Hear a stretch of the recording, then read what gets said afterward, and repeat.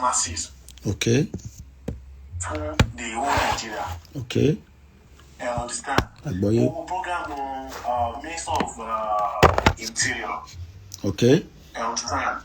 So pé ẹ̀ṣẹ̀ ni fún òun tí òun ò bá lè ọ̀tún the Nigerian system. Ẹ̀ṣẹ̀ ni fún òun. Okay. But ẹ̀ṣẹ̀ pé ó máa dàbí pé Nigeria tó ń bá táwọn bàbá òun inherit fún òun. Okay. Ó ti bàjẹ́. Okay. So it's gonna be a shame and a slap on him. Don't power and position yẹn, don't wale give a better Nigeria fún àwọn ọmọ tí òun bá bí. A better Nigeria. You understand? But ṣé tí òun bá ní good heart láti ṣe Nigeria, ṣé òun nìkan ló máa dá ṣe ni? Okay. So understand? Okay. Now, news jáde sí pé ó ti wọ́n in case ní Enugu àbí ṣé Imo ni. Wọ́n ti ní IPOB kì í ṣe terrorist organization mọ́ the same IPOB tó pè ní terrorist organization wọ́n ní wọ́n kì í ṣe terrorist organization mọ́. Ẹ ti rí politics tó jáde sí. Ẹ ti understand? Ṣé rí lórí way forward mo sọ wọn kan lórí program mi lánàá láìpẹ́ màá sọ wọn kan lábẹ́ aṣọ. Okay. You understand? Bẹ́ẹ̀ni. Bóyá kí n kàn brief kan kékeré ń bí báyìí. Ṣé rí èmi fẹ́ wò pé àwọn tó ń bá bàbá ṣiṣẹ́. Iṣẹ́ wọn náà ó ṣe pé. Bàbá wo lẹ́ ń sọ yẹn ṣé bàbá Kíntóyè? Bàbá Kíntóyè. Okay. What's it called? Management office. Dr. Kebe Ọ̀run kò sí. So àwọn yẹn àwọn ṣeré Nàìjíríà mo understand Nàìjíríà pé one way traffic ni wọ́n. Tó ń bá ti rí one public figure kan àbẹ́ni kan tó ní idea kan àbẹ́ni tì. You understand? Wọ́n ready láti tẹ̀lé fully ibi tó bá dà wọ́n lọ wọ́n ready láti lọ. Ṣé rí àwọn ọmọkọ Yorùbá kan wà tẹ́ pé wọ́n wà influential gan ní Nàìjíríà. Okay. Tí ọ́fíìsì àwọn bàbá tó bá lè bá àwọn people yìí tó bá lè bá wọn ní a very cordial relationship and meeting kan hold meeting together pẹ̀lú wọn. These are the people tó yẹ pé they have minimum of 3-4 million followers lórí page wọn. Okay. I understand. Okay. Tó bá àwọn people yìí wọn ò tí ì ní anything láti lè show online pé àwọn òṣèlú pẹ̀lú Nàìjíríà. So, by the time the mega rally or anything bá máa jáde. Bẹ́ẹ̀ni. There be 2 or 3 days. Now people bá ti wà pẹ̀lú àwọn bàbá. You understand? Yeah. Just make one flyer or one tweet or anything lórí page wọn lásán. Within 3 days, anything bá máa ṣẹlẹ̀, ó máa control mindset àwọn èèyàn. Okay. That kind of thing ó máa cause controversy gan online to the extent pé by the time the rally yẹn bá máa take off back. You understand? A máa rí enough people tó máa jáde because at this end àwọn èèyàn tẹ́ bá understand bí àwọn èèyàn ṣe ń suffer ìgbélé gan but kò kàn sí nǹkan tó máa ginger àwọn èèyàn. Okay. But tí underground iṣẹ́ yẹn bá ti ń lọ so a ti ní àwọn tó ní followers kan jẹ́ pé wọ́n lè control mindset àwọn èèyàn within 30 minutes 1 hour 2 days in a day. Okay. So you keep that kind of idea. Then you know about give a idea need thoughts. You understand? Yeah. And it's gonna be another way out. Okay. Added advantage for struggle. Okay. Thank you so much. Mo kí ẹ̀yin tí ẹ ń darapọ̀ mọ́ wa ní gbogbo ibi tí ẹ ti ń wò wá tí ẹ ti ń gbọ́ wa. Òun náà ni wọ́n ti ń bá wa dá sí.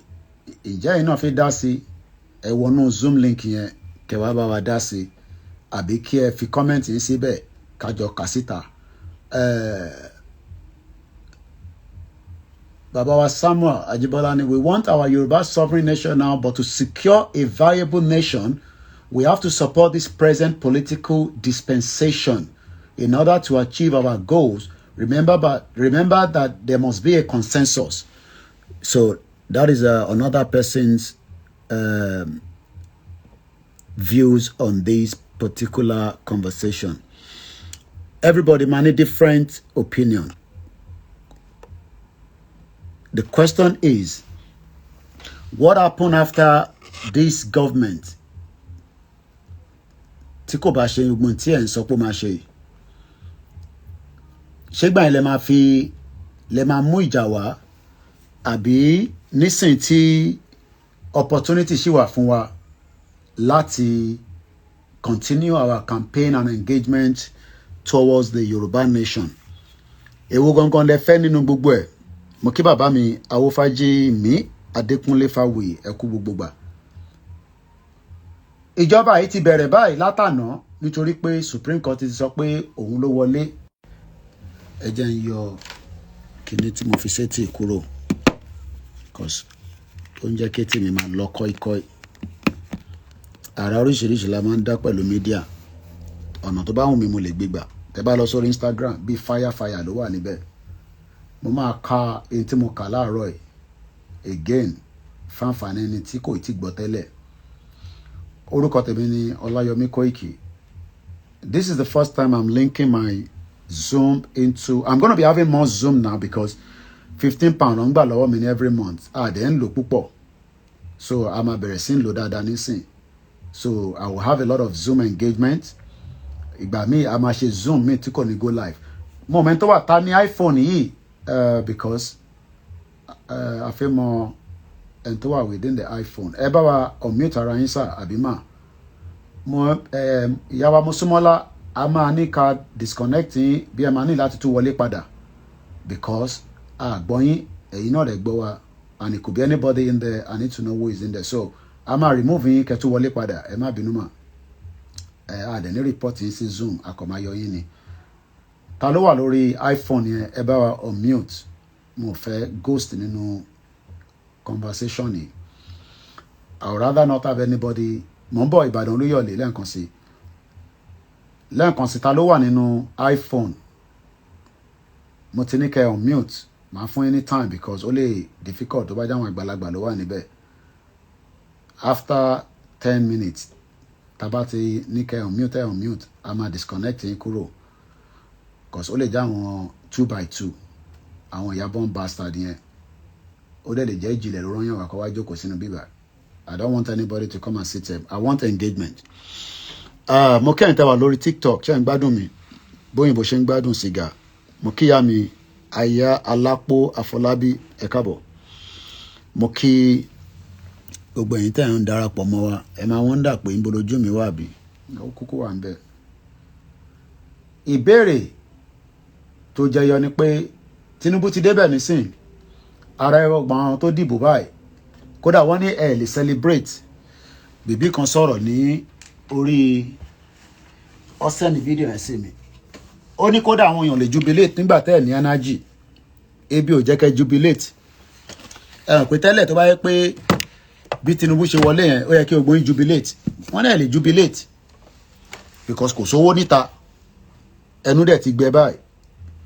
Nàìjíríà mo ti mọ ọ̀rọ̀ yẹn pé wọ́n náà ẹnu gbẹ. Gbogbo àwọn èèyàn ní ẹnu gbẹ.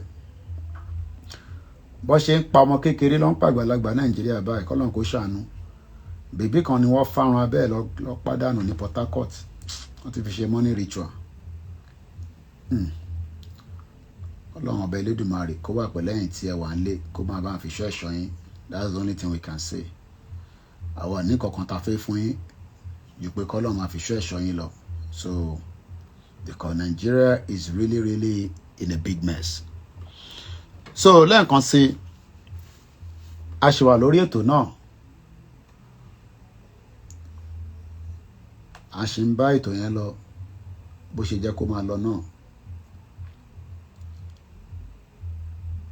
Tinubu fúnra rẹ̀ gan báyìí nísìn á sùn dọ́kàn àmọ́ ǹjẹ́ èyí tó náà máa ṣe fún yín ǹjọ́ máa ṣe òun ni question tí mò ń bi báyìí. My name is Olawumi Koiki, and this is your finest broadcasting platform for Yoruba Nation. As we continue the campaign trail, àwa ní kọ́kọ́ la wá ń campaign pa fẹ́ kúrò nínú Nàìjíríà. Báwa náà ṣe ń campaign làwọn ọmọ Scotland náà campaign. Tinubu náà fẹ́ fix Nàìjíríà, ǹjọ́ possible? Ǹjọ́ lè rí fix? Many Nigerians believe that Tinubu can fix Nigeria. Ṣé wọn náà wà lára àwọn tó feel bẹ́ẹ̀ pé ìjọba ilé fix Nigeria? Are you sure? Okay, City Boy ni I am the iPhone but I am driving now. Ah, okay, no problem. Ẹ ṣé gan ni. Ẹ má tó type mọ́. Bí wọ́n bá ń drive gbọ́dọ̀ type o. Ọlọ́run ìjà rí àkóbá ìdàbà o. Kí wọ́n má sọ pé Koiki Media lẹ́ ń gbọ́ lẹ́ lọ́n type o. Do not type and drive. You could lose concentration and it could cause a fatal accident. Tá bá dẹ̀ ń ṣe investigation. Ta ló rí iṣu tí mo jẹ, iṣu àtẹ̀yìn? Ṣé gbádùn ẹ̀? Ta ló like iṣu àtẹ̀yìn tí mo gbé sórí social media? Mo kí bàbá mi Kẹ́hìndé Òsẹ́nì. Ẹ jẹ́ n kọ́kọ́ play video yìí. Bèbí kan náà ni ṣe mic mi ti ṣe speaker mi ti wà on, mo ní mic ṣe speaker ti wà on. Mo kí bàbá Kítóyè, mo dẹ̀ kí Chief Banja Ayélóge. Ẹ jẹ́ àjọ gbọ́ video yìí. Mo gbé kí ẹ̀gbọ́n mi Paris. Ẹ jẹ́ àjọ gbọ́ nǹkan tí arábìnrin yìí sọ. Ẹ jẹ́ àkọ́kọ́ gbọ́ Tinubu náà. Food and other prices have followed it. Households and businesses struggling. Things seem anxious and uncertain. I understand the hardship you face. I understand the hardship you face. Tinubu no understand that hardship, you know. There were other ways, but there is not. Wàhálà dé o. Wàhálà dé. Tinubu ṣe sùn. Gbogbo àwọn lọ́dẹ. Mo kí bàbá wa Chief náà. Ta ló like àwọn oúnjẹ tí mo gbé jáde ní ẹ̀ní? Ẹ já play voice yẹn jáde. Èmi ló kàn, bàbá èmi ló kàn, èmi ló kàn, bàbá èmi ló. Ṣé kí n lọ release the track? Báwo lẹ rò pé ṣé sound mi dá kí n lọ release the track? Ṣé kí n ṣe track? Ṣé like track tí mo ṣe láàárọ̀ yìí? Èmi ló kàn, ó dà pé voice mi ò jáde bíi ti Davido. Èmi ló kàn, bàbá èmi ló kàn. Ta ló like iṣu àtẹ̀yìn yẹn? Ó yẹ kó sókè. Ẹ ṣáà make sure pé ẹ̀ ń rí iṣu jẹ, ẹ̀ dẹ̀ ń jẹyin. Ọba lè bẹ́ ṣe ọbẹ̀ ata náà pẹ̀lú ẹ̀, kò yẹ nísìn. Èmi ló kàn pẹ̀lú corn beef. Bàbá èmi ló kàn. This is my own lunch. It is 27 àbí? Friday, Jimoh Olóyin. Jimoh Olóyin. Continue to be saying you don't want Yoruba nation. As long as you are also enjoying, in your own Nigeria. No problem. Farmers must be able to go to farm. I don't want to make my egg follow. Oh no. Let me look on. We don't want Yoruba nation. We don't want Yoruba nation. We want Nigeria. I'm not going to feature this one. This one don't go. I love the corned beef stew. And I could come warm up with apple juice. In Nigeria. Continue to be saying you don't want Yoruba nation. You campaign. We told you, don't campaign for any election again in Nigeria. Nigeria is not working. You say, Emi Lokan, Baba Emi Lokan. Come and join me. Join me, Koiki Media, bringing the world closer to your doorstep. This is my own brunch. I'll come back for this later again. Then later, I still get plenty. Emi Lokan. Oh, that you come by you. So make sure that Tinubu is able to stabilize the economy for the next 4 years so that every household can be able to eat 3 square meal, security, intact, welfare, education, and everything will be fine. No problem. No problem. Ẹ jẹ́ n lọ sọ́dọ̀ bàbá mi Ìbàdàn Olúyọ̀lé. Mo kí gbogbo ọmọ Yorùbá káàkiri gbogbo ibi tí ẹ bá ti ń wò mí tí ẹ ti ń gbọ́ mi. Mo kí gbogbo wa pé ẹ káàbọ̀. Gbogbo ẹni tó bá fẹ́ líǹkì Zoom yẹn ó wà lórí social media. Link yẹn máa wà available. A máa ṣe Zoom link nísìnyí because mo lè máa san £15 every month ká má rí lò. Ẹgbọ́n sókè bàbá wa Ìbàdàn Olúyọ̀lé ẹ káàbọ̀ sórí ètò lẹ́ẹ̀kan sí gbogbo ọmọ Yorùbá. Aláwọ̀ bàbá ní e go reach stage of M1 wàláì èmi ò tẹ́ gbàdúrà pé ká má dé M1 ojoojúmọ́ ni mò ń gbàdúrà pé kó dé M1 wàláì ìgbà tó kọ̀ máa dé láàmọ́ ni ẹ tó bá mọ M1 ẹ tó bá ń béèrè a kì í repeat ẹ̀ mọ́ torí bíbà yìí a fẹ́ violent ní bíbà yìí bíbà yìí nìkan ni kò sí violent a ń ṣe violent ní àbí kílẹ̀ ni mo wí bàbá mi Ìbàdàn Olúyọ̀lé kò sí violent kò sí violent kò sí violent. wọ́n ní ọ̀rọ̀ lè bí ikú gbọ́ ọ̀rọ̀ làwọn èèyàn wa máa gbọ́ àwọn tó gbọ́ Yorùbá ọ̀rọ̀ ló ń yọ obì lápò ọ̀rọ̀ ló ń yọ apó. Mo dúpẹ́ pé mo lérò àwọn ará Ìbàdàn báyìí tó yẹ pé ẹnu wọn dá ṣáká rí bó ṣe bá mi ná bó ṣe bá ná níbẹ̀ pé mi ò gbọ́ Yorùbá dáadáa. Eunice Uche àwọn Biafra mo kí ẹ délédélé ẹ má bínú bàbá mi Olúyọ̀lé ìyàn kan ti gbá sí fún mi nígbà tí mo parí program tán ó ní kí ló ṣe mi àtàwọn Biafra ó dé mi dẹ́ máa bú Tinubu mo ní bomb bastard mo block ìwé rẹ̀ mo ní ìwọ́tẹ̀ tó wà lórí status mi lórí phone ó máa láyà gan kẹ bomb bastard ẹgbọ́n sókè jàre Olúyọ̀lé Ìbàdàn Olúyọ̀lé. kò sí bá ṣe máa ṣe ọ̀rọ̀ náà la máa bá àwọn èèyàn wa sọ. ok ṣé pé kò gbọ́dọ̀ sú wa a gbọ́dọ̀ máa sọ̀rọ̀ yẹn náà kò gbọ́dọ̀ sú wa. kò lè sú wa. ok kò lè sú wa kò ní rẹwà. ìlànà láìpẹ́ àti pé kọ́lọ̀ fún wa ní oore ọ̀fẹ́. ẹnájì la máa fi push àwọn èèyàn. mo like ibẹ̀ yẹn energy yẹn ó wà important.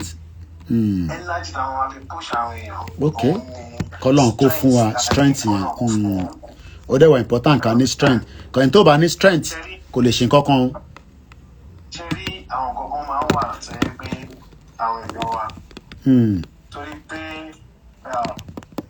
bí Ọlọ́run ṣe ṣẹ̀dá àwa Yorùbá ni pé àwa individual entrepreneurship àwa individual talented tó yẹ pé a believe pé okay nǹkan tí n bá ṣe fún ara mi I can do it on myself. Okay. I'll be able to put something on the table for my immediate family. If at all, bóyá extended family ò tẹ̀ ní ọ̀nà ọ̀fẹ́ láti benefit ẹ̀ bẹ́ẹ̀. Okay. So ìyẹn ló wá ń jẹ́ ká wò pé Nàìjíríà ṣì máa dà. Okay. Gọ́ọ̀mẹ̀ntì tó wà ń bẹ̀ mo gbọ́ nǹkan tí president kan sọ lẹ́ẹ̀kan tẹ̀ ká síta yẹn. Pé ìjọba tá a bá fẹ́ get our own independent sovereign union pé a gbọ́dọ̀ engage nínú the present government. Okay. Government tó ti wá ní Nàìjíríà látọdún nǹkan. So are they not the same Nigeria? Okay. Buhari tó lọ ọdún mẹ́jọ ṣé kò ṣe the same political party yìí tí president wọ̀nyí ràn ló gbé Buhari débẹ̀. But àwọn èèyàn wa máa ní Buhari yàtọ̀ Tinubu lélẹ̀.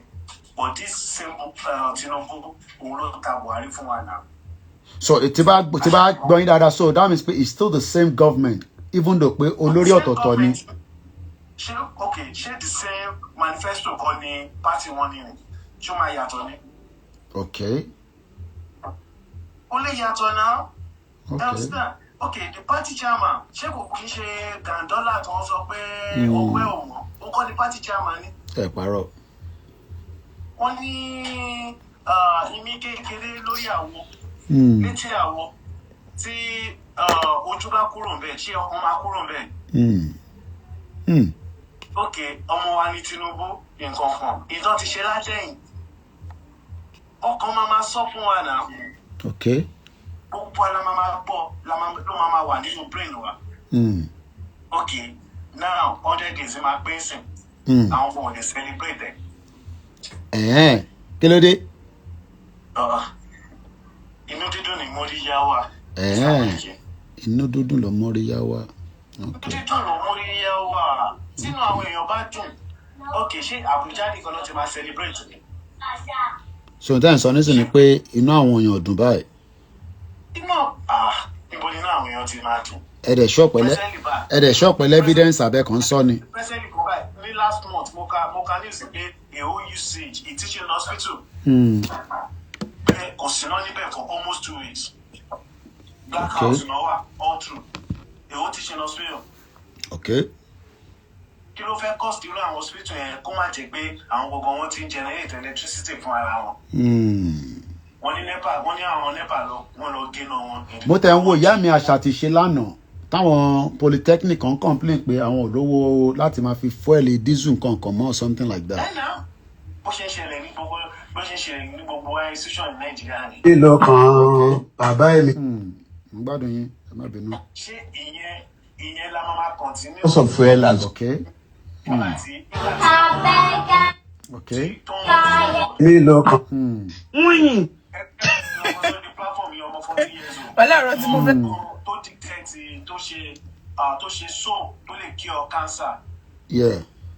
Lórí platform yẹn. Kò kí ṣe ọmọ US o. Immigrant ni o. Bẹ́ẹ̀ni èmi náà rí bẹ́ẹ̀ yẹ. Ṣé tí èèyàn bá fún ní platform tó máa help ọmọ 14 years old kan fún ní tó make provision fún gbogbo àwọn nǹkan tó need. Ṣé wọ́n lè rí kan yẹn pick nínú brain ẹ̀? Àbí ṣé nǹkan lè ní time ẹ lọ wo àwọn ọmọ 14 years back home ní Nàìjíríà. Wọ́n wà níbi tí wọ́n ti ń tọrọ tó yẹ pé kò sí sound education kò sí anything. Kò síbi tí parent gan wọn wà financial stable láti lè láwọn fẹ́ rán ọmọ lọ sí a very good school. Àwọn ọmọ olówó nìkan ló lè rán ọmọ lọ sí good school. Why everything gbọ́dọ̀ wà surrounding pé olówó nìkan. It shouldn't be. Okay. Because at least ntí pẹ̀lú orí ọ̀fẹ́ téèyàn ní nǹkan tó ń pè nílùú ni pé normally olówó máa wà bẹ́ẹ̀ ṣùgbọ́n fún kálukú náà lè jẹun oúnjẹ mẹ́ta tí kò ní lè wo ẹni tó wà ní ilé kejì ẹ̀ pé kí ló ń jẹ. Tájẹ́ lè provide níwọ̀nba tájẹ́ lè provide for ọmọ títì ẹ̀ náà. Okay. Now ní àwọn advanced country. Bẹ́ẹ̀ni sir. Ibi tó bá ń gbé environment ẹ̀ lọ́mọ ẹ̀ máa ti lọ sí school. Bẹ́ẹ̀ni wọ́n tẹ expect pé kò gbọ́dọ̀ ju 10 minutes ó pẹ́ jù nìyẹn ibi tó bá ń gbé ọmọ ẹ̀ ò gbọ́dọ̀ wà 10 minutes away from the school ó pẹ́ jù àrírú ẹ̀ rí torí pé wọ́n expect pé kọ́mọ yẹn lè tètè dé school kó má máa ní ó pẹ́ gan wọ́n expect pé even gan normally gan sef it should be just like a walking distance. Nàìjíríà lè ti máa rí tó ń gbé mainland tó máa lọ school ní island. In the name of pé school tó better tó ń fẹ́ jẹ́ kọ́mọ òun kó lọ ibi tó wà nìyẹn. Kò ní mind stress in the morning, stress in the evening. Kọ́mọ ẹ tó dé school kan á ti máa sùn. Oorun á ti máa kùn gan sẹ̀ kó tó dé school.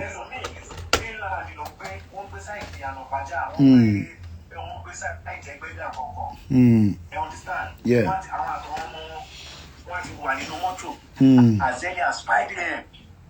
Láti tètè dé school. Kò dẹ̀ gbọ́dọ̀ rí bẹ́ẹ̀ kò yẹ kó máa rí bẹ́ẹ̀. Family yẹn náà ló máa gbé ọmọ yẹn náà padà sílé ní late night. In the name of prayer school because school tó wà ní environment ọ̀kan lé sí standard school yẹn kò meet up standard ti wọn gangan fún ara wọn. Sọ̀wọ́ láti lọ sọ́nà tó jìn.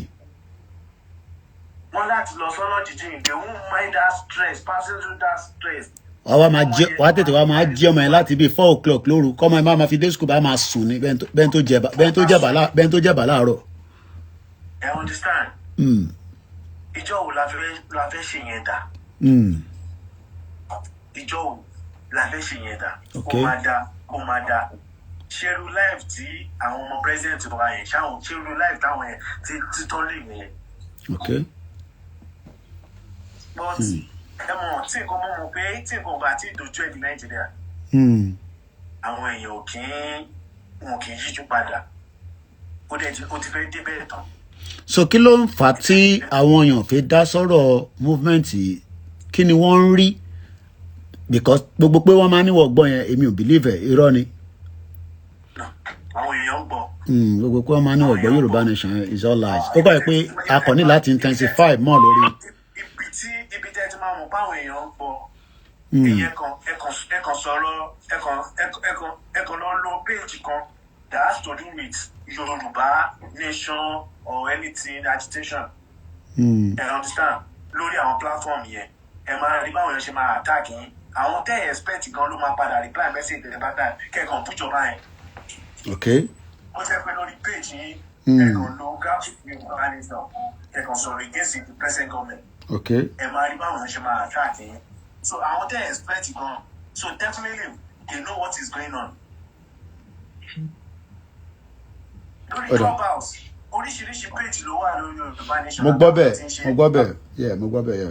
Oríṣiríṣi page both home and abroad many platforms only mo máa join so I want to hear people view èrò pọ̀ gan but ní tó ṣẹlẹ̀ ní ilé presently aṣíwájú ogun náà wà o. Okay. Aṣíwájú ogun náà wà mo dẹ̀ believe pé time tí Tinubu wà ń bẹ̀ yìí èmi mo believe pé àwa gangan a níṣẹ́ láti ṣe. Okay. Because after Tinubu ìyá yìí tún máa jù báyìí lọ. Ẹ ṣe gan ni ọ̀dà a ṣì ń bọ̀ lọ́dọ̀ yín ẹ já wá sọ́dọ̀ okay ọtún ó dà pọ̀ ẹ já lọ sọ́dọ̀ Mr. Adams Ọlámilékan ẹ bá gbóhùn sókè ẹ̀gbọ́n mi Samuel Ajibola wọ́n tún ní we shouldn't forget that Yoruba nation struggle was never highlighted as much as it did until Buhari started his wicked campaign against humanity. I would disagree with that. And I'm going to tell you why after this ẹni bá sọ̀rọ̀ tán lórí Twitter space. It has nothing to do with ìgbà tí Buhari dé àbí ìgbà tí Buhari bẹ̀rẹ̀ sí tẹ́ bá lọ I don't think many of you knew where we started, especially after tí àwọn baba Akintoye tí wọ́n ń ṣe ètò yẹn nísàlẹ̀ wọ́n ti sọ fún gbogbo wọn tẹ́lẹ̀ pé wọ́n ò ní fún wọn ní restructure. Àwọn Afẹ́nifẹ́re ni wọ́n refuse láti come on board. Wọ́n dẹ̀ sọ pé ẹ̀wọ̀n kí èmi rí bàbá Afẹ́nifẹ́re and I'm talking from ntí mo gbọ́ lẹ́nu wọn not beer parlour conversation. Wọ́n ní Yorùbá nation tí Buhari ò bá ti restructure Nigeria, there's nothing wrong in Yoruba nation. So Yoruba nation has nothing to do pẹ̀lú pé Buhari was bringing his Fulani clan. It was just that they were Baba Akintoye foresee, not foresaw. Kí má tàbọn. Mo kí ìyá mi Baba Akintoye foresee pé the likely pé wọ́n máa fún wọn ní restructure Nigeria kò ní ṣẹlẹ̀. I hope you get me, Mr. Samuel Ajibola. So kò ní kankan ṣe pẹ̀lú pé Buhari ń pa wá àbí Fúlàní pa wá. Restructure náà àwọn Afẹ́nifẹ́re dúró lé lórí for almost 24 years. And that is why even Afẹ́nifẹ́re is divided. Àwọn tí fashion rock tí wà níbẹ̀ àtàwọn tí Baba Adébánjọ. So Yoruba nation was just brought on board to tell us that we are better off to even exit than even be talking about restructure. Tebade sọ pé agree pẹ̀lú that perspective. I have a video that backs it up. Ẹ jẹ́ kí n play video ẹ̀gbọ́n mi George Akínọlá. Tẹ play anthem wa. Àwọn ọmọ mi kan dẹ̀ máa rán mi létí nísìnyí pé Koiki ò tún play anthem. Àwọn èèyàn máa rò pé tó bá ń play anthem ẹ ti fẹ́ parí ètò ni. Ẹ gbọ́ video yìí Mr. Ajibola. This video tí mo fẹ́ play only full clip but short version ẹ̀ la máa ń play all the time. I hope mo ṣe ní níbí bàṣà. Tí n bá ní máa lọ mú jáde. Ó wà lórí archive mi. Níbi tí àwọn that was in 2017 o. 2017 ní Adamasingba lọ ní Yorùbá are better off to be on their own. Màá wá fídíò yẹn jáde ẹja lọ sọ́dọ̀ Mr. Kí ló dé tẹ̀ ń jáde tẹ̀ ń wọlé Mr. Adama Ọlámilékan. We keep bringing you on board and you keep coming out. Ṣé network yín ni? Hello ẹgbọ́n sókè.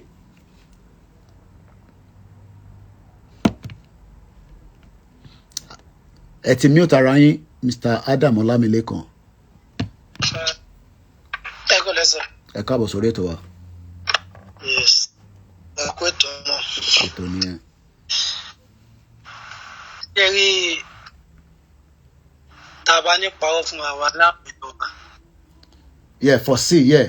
Àtàwọn èmi ló kàn. Okay. Àtàwọn èmi ló kàn. Foresaw is the past tense of foresee. So Baba Akintoye foresaw, the future. So àwọn rí future ni lọ ṣe pull out kúrò pẹ̀lú àwọn Afẹ́nifẹ́re pé intẹ́ ń béèrè fún yìí bàbá ẹ má bínú Mr. Adam bàbá Adébánjọ máa ń bínú pé bàbá Buhari làwọn bá ṣe.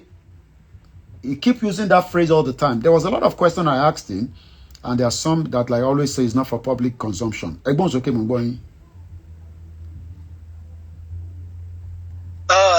Ṣé rí pé Tinubu máa ṣe ó máa dismantle Nigeria yìí that cannot possible. Okay, kí ni reason tẹ̀sí sọ bẹ́ẹ̀? Work láyé. Mo ń gbọ́ yín sà. Olórí ilé tó máa gbàdúrà kí lè dà lórí òun kò possible. Okay. Àwa Yorùbá àwọn tó wà nílé àwọn Yorùbá tó wà nílé kíní kan ló ń ṣe wá ni pé aláfaradà. A ní àfaradà. Okay. A ní àfaradà púpọ̀ jù. Àyímọ́ kì í pọlọ́kọ̀ ọ̀rọ̀ yẹn ó ti wá di pé dandan ni kò jìyà dandan ni kò ṣẹrú. Okay. Mo wà lórí Twitter ó láwọn platform tí mo máa ń gbọ́ tí mo máa ń wò tá máa ń wà space mo rí most of àwọn èèyàn wa tó wà labroad ẹlòmíì kan dàgbà ní wàhálà kò ní òòlù kankan. Okay, mo ń bọ̀ lọ́yìn kan sí bàbá mi Olúyọ̀lé wọ́n ní kí n sọ fún ẹni tó ń sọ pé ìgbà tí Buhari débẹ̀ wọ́n náà wọ́n wà ní Adamasingba ibo ni mẹ́sẹ̀gì yẹn wà àwọn wà ní Adamasingba níjọ́ náà lọ́hùn wọ́n ní I could remember that the summit at Adamasingba because our forum was delivered and our view to Baba Fẹ́ Babalọ́lá so that means pé wọ́n ti sọ fún gbogbo àwọn Baba Fẹ́ Babalọ́lá yẹn nípa Yoruba nation to start on his own but àwọn Baba Fẹ́ Babalọ́lá inú Nàìjíríà náà ni gbogbo wọn ti ń jẹ so wọ́n ní mo lè enter studio pé music mi yẹn ó wà okay gan bàbá mi ló kàn èmi náà máa ṣe music nìyẹn ẹgbọ́n sókè mo ń gbádùn yín Mr. Adam Olamilekan ẹ má bínú sá. Gbogbo àwọn tí wọ́n rò pé wọ́n máa sọ̀rọ̀ jáde tó máa sọ̀rọ̀ tó yẹ kó ní tó lọ́pọlọ tó ní làákàyè. mo máa ń gbádùn ẹ̀gbọ́n mi tó ń drive kẹ́ mọ́tò ò lẹ́ ń gùn yìí pẹ̀lú glasses yìí. àwọn tó wà ń bẹ̀ àwọn àgbà tí ò lọ́pọlọ tí wọn ò ronú rárá ni. mo ń gbádùn yín. pẹ̀lú kan tó ń ṣẹlẹ̀ sí Nàìjíríà yìí. bẹ́ẹ̀ ni sà. tó ń ṣẹlẹ̀ sáwọn èèyàn tó wà nílé kẹ́nìkan tún wá máa wò pé bóyá ẹnìkan lè débẹ̀ tó lè tún ṣe látọdún mélòó wọ́n tún lè tún ṣe. àwọn àgbà tó jókòó tó sọ pé àgbà tó bá jókòó ohun tó bá rí. bọ̀ ṣé ẹni sùúrù mo kàn fẹ́ play devil advocate ni o bọ̀ tó bá sọ pé àwọn tó ń ṣe yẹn àwọn málà ni eléyìí Tinubu ló ń ṣe nísìn ó yàtọ̀ sí málà because Tinubu kì í ṣe málà Yorùbá ni òun ní brain ju àwọn málà lọ kí lẹ máa sọ sí yẹn. ẹ rí kò sí ọpọlọ tí bàbá Tinubu lè ní lórí tó Nàìjíríà. ok kò sí ọpọlọ. kò sí ọpọlọ tí wọ́n lè ní ṣé ọpọlọ tí wọ́n ní tó fẹ́ fi ṣe Nàìjíríà yẹn kàn fi wá kó ara kàn fi kó àwa ọmọ Yorùbá jọ wọ́n tún ara wọn náà ṣe láàrin àwa ọmọ Yorùbá ká dá dúró láàrin àwa nǹkan yọ̀kan tí wọ́n lè ṣe nìyẹn. pẹ̀lú ọpọlọ tó ní yẹn lórí ọpọlọ tó ní kì í ṣe pé àwọn àwọn àbẹ̀ láéláé. definitely ọdún mẹ́rin ló ní ọdún mẹ́rin ní Tinubu ní kò tí lọ́dún mẹ́jọ gan because a lè guarantee ọdún mẹ́jọ. ọpọlọ yẹn náà fẹ́ fún àwọn tó kù. ok. àbáwọn tó ti ṣe látijọ́ ìwọ̀n ò lọ́pọlọ láti ṣe. ok.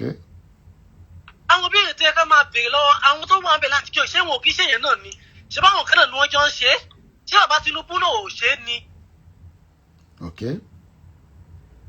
ọkọ̀ tẹ̀ ń wà tí ò kú lójú kan tí ò lọ́wájú tí ò lẹ́yìn. ẹ̀bọ̀ tí Tinubu dẹ̀ ti wá Tinubu ti assemble àwọn the new brains àwọn ọmọ Yorùbá Kadosco Wálé Ẹdùn ó ti kó gbogbo àwọn ọmọ Yorùbá síbẹ̀, ó ti kó chief of staff, inspector general, custom, inú gbogbo ọmọ Yorùbá dẹ̀ ń dùn lọ́tún lọ́sì. talẹni tó mọ̀ ní gbogbo àwọn tó kójọ, talẹni tó mọ̀ nínú wọn tí wọn ò ní wá díẹ̀ tí ò ní rùn.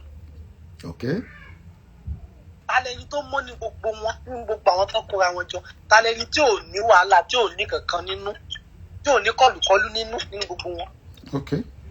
Àwọn kọ́nà nílùú, àwọn tó ń ṣèlú lé lórí ló nílùú.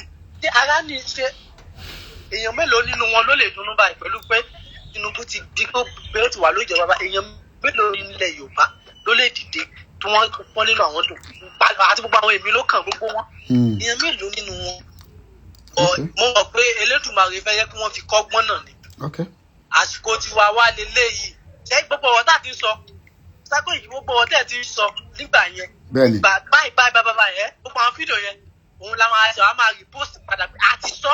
Mo kí ẹ easy dollar. Okay. Wọ́n máa ronú. Gbogbo ọ̀rọ̀ tá a ti sọ tó ń ṣẹlẹ̀ sí wọn báyìí. Bẹ́ẹ̀ni. Òun tá a máa retweet nìyẹn. Tá a máa yẹ kán máa mọ̀, orí wọn máa pẹ́.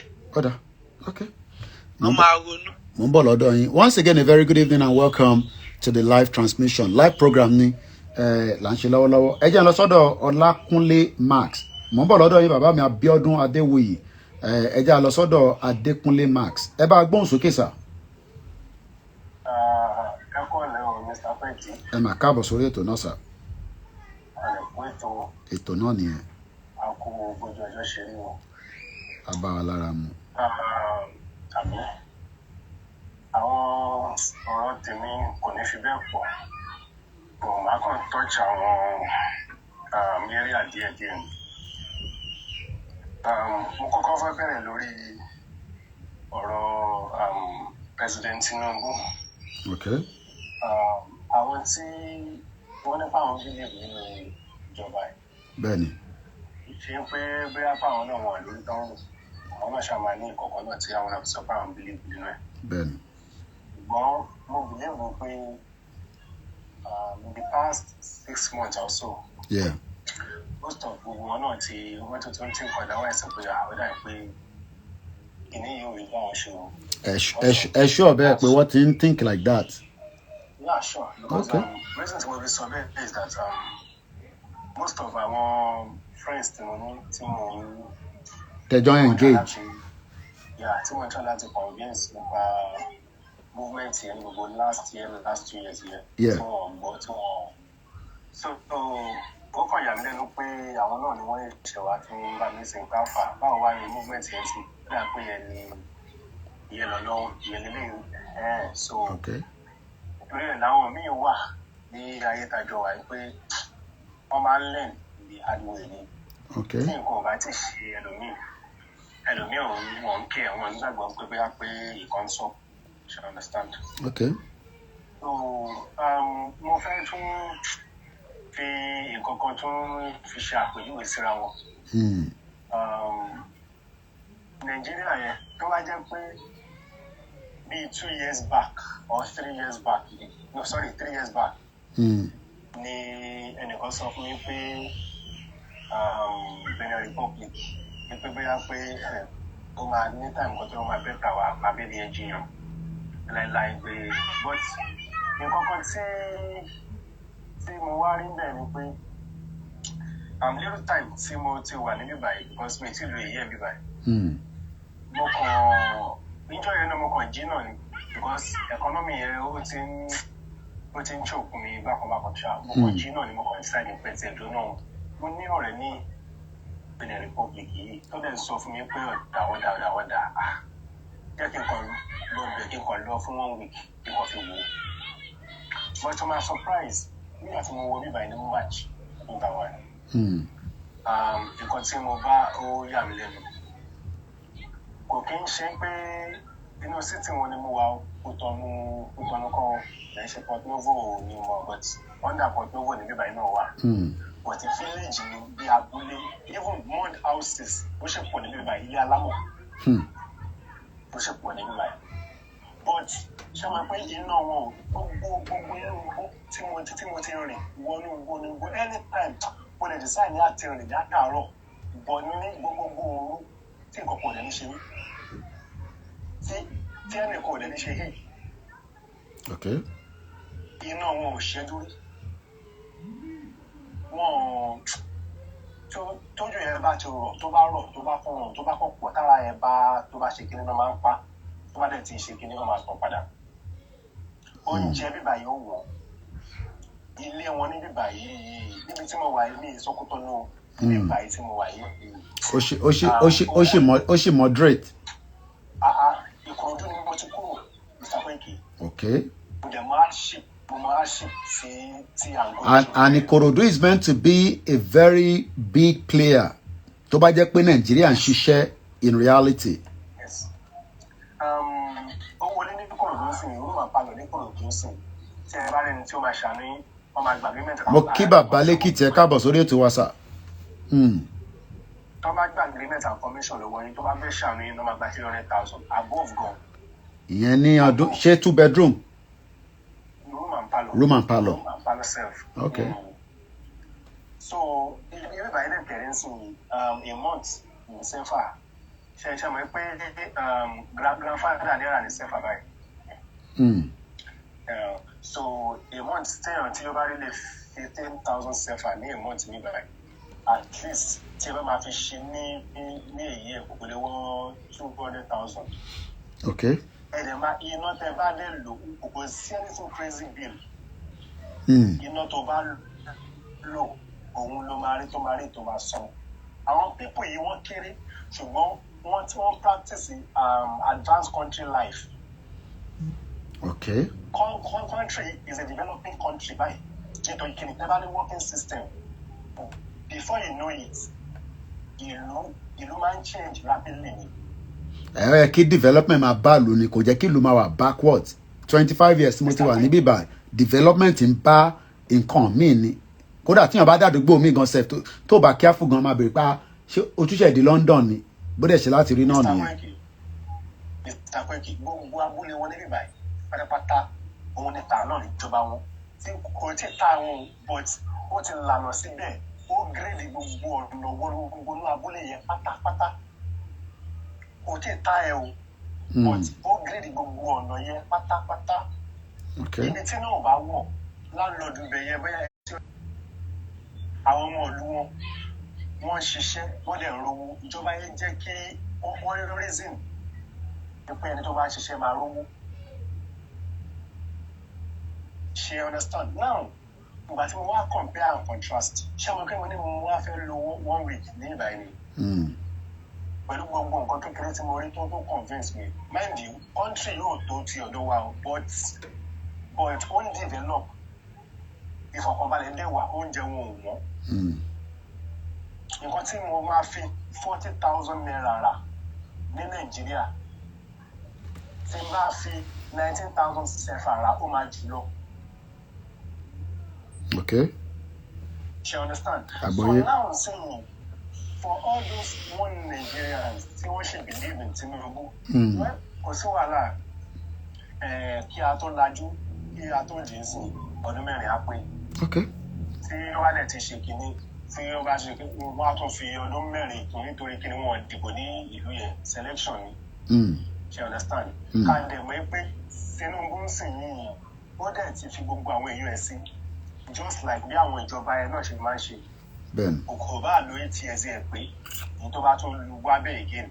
Ó máa clear how to start all over again. All right. Okay. Nígbà tí Tinubu débẹ̀ ó lóun ò bá nǹkan kan bẹ̀. Ó lóun ò bá owó kankan lẹ̀ bọ̀ nísìnyí nǹkan ó lóun ò ní yáwó ló sọ bọ̀ yìí sí nǹkan òun náà ti jọ ìwọ̀n. And bí ẹ̀kọ́nọ́mì yà á dẹ̀ ṣe máa rí nìyẹn èpè kọ́ o bí ẹ̀kọ́nọ́mì yà á ṣe máa tí ẹ bá máa fi wo this time December ọdún yìí ẹ̀rí náírà to dollar rate bẹ́ẹ̀ dẹ̀kẹ̀rẹ̀ àwọn èèyàn mi dẹ̀kẹ̀rẹ̀ mo jẹ́rìí wọn ẹ̀jọ̀ máa live lọ nìyẹn they believe in God of Israel. Okay. Israel dẹ̀kẹ̀rẹ̀ àwọn èèyàn lo arms àbí. So what can the citizen do in this situation? Ṣé wọ́n kàn máa dúró a máa wò? What can the citizen do? Let's tell you, citizen of that country, Nigeria, ìlú wa yẹn. Ṣẹ̀rí bá sọ nǹkan tí wọ́n máa ṣe ní àtẹ̀nídọ̀la tí ẹnìkan bá ti trigger ẹ̀ fún wọn wọn ní ṣe kankan. Okay, so one dúró de èèyàn kan kó trigger. tí kò bá sí revolution nílùú yẹn. But Sowore ti ń pariwo revolution gan sef kó tó di pé ọ̀rọ̀ Yorùbá nation gan fẹ́ tó máa pick. But it seems that Nigerians sọ fún wọ́n ní Sowore tó ń pariwo revolution yẹn pé is a wrong move. We need to stabilize the economy, the political blah blah blah. Òyìnbó ti pọ̀ jù ṣá. But in terms of this ni pé revolution tó ń sá fún yẹn, it will still eventually pop up at some point.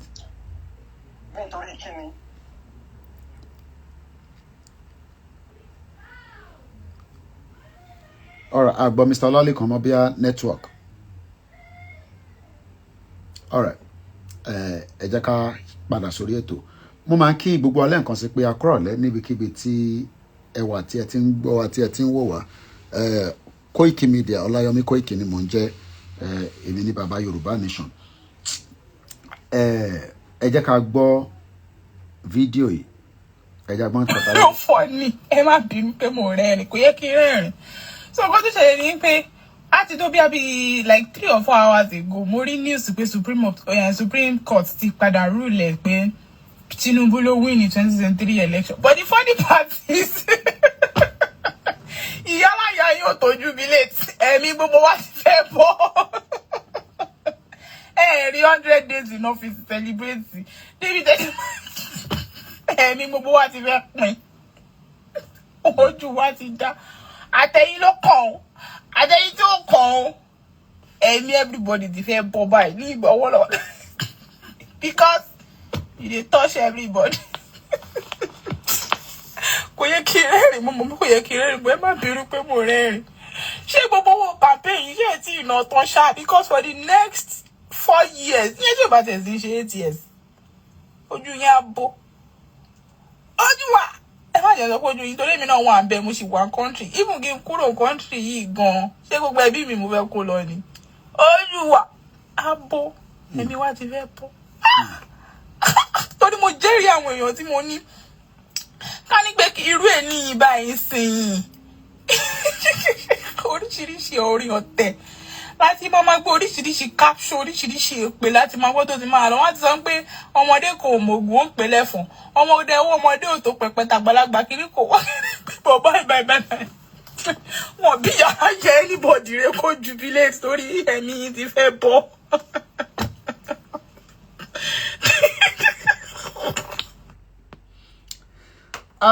Orí agbára báyìí o. Ọ̀yá gbóhùn sókè. Cost of fuel has gone up. Food and other prices have followed it. Households and businesses struggling. Things seem anxious and uncertain. I understand the hardship you face. I wish there were other ways, but there's not. Wàhálà.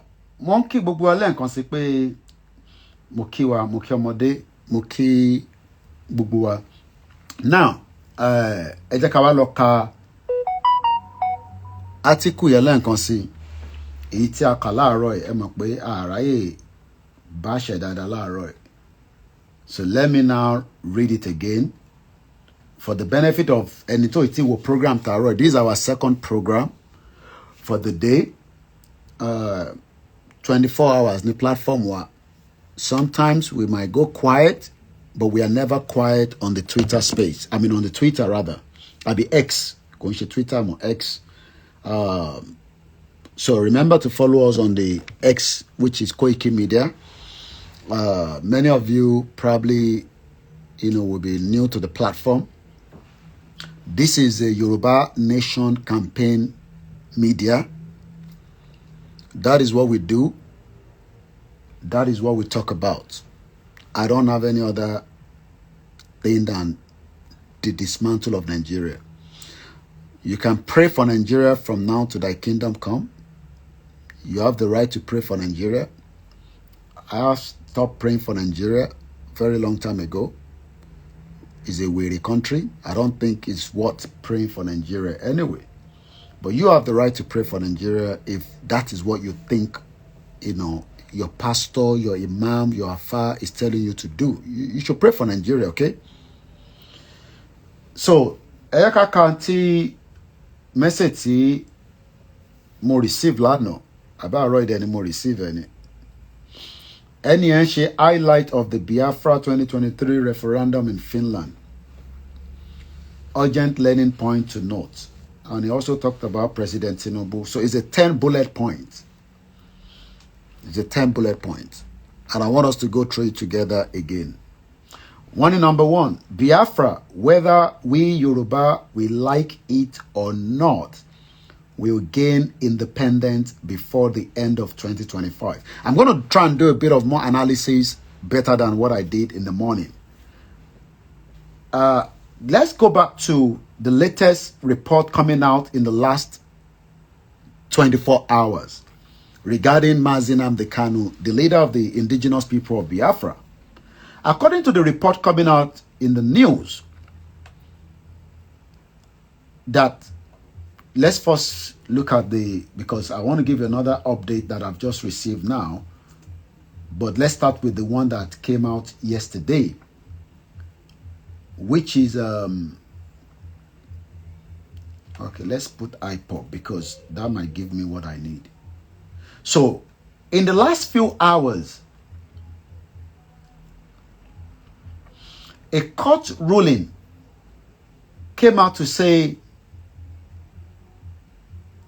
stop calling IPOB a terrorist organization. And you must also award them 8 billion naira damages to Mazi Nnamdi Kanu. If you are waiting for the 8 billion in Nigeria of today, you will wait till thy kingdom come. Nigeria is the only country that you have been told or they've been asked to pay compensation. And those compensation is not going to happen. Just like, Oloye was meant to get a compensation for the assassination attempt of his life, damage of properties to the tune of 20 billion. But the government seems not to be interested in that. So I don't see anywhere that the federal government will award 8 billion to Nnamdi Kanu. But I think the Biafra would prefer to even have a referendum than have 8 billion.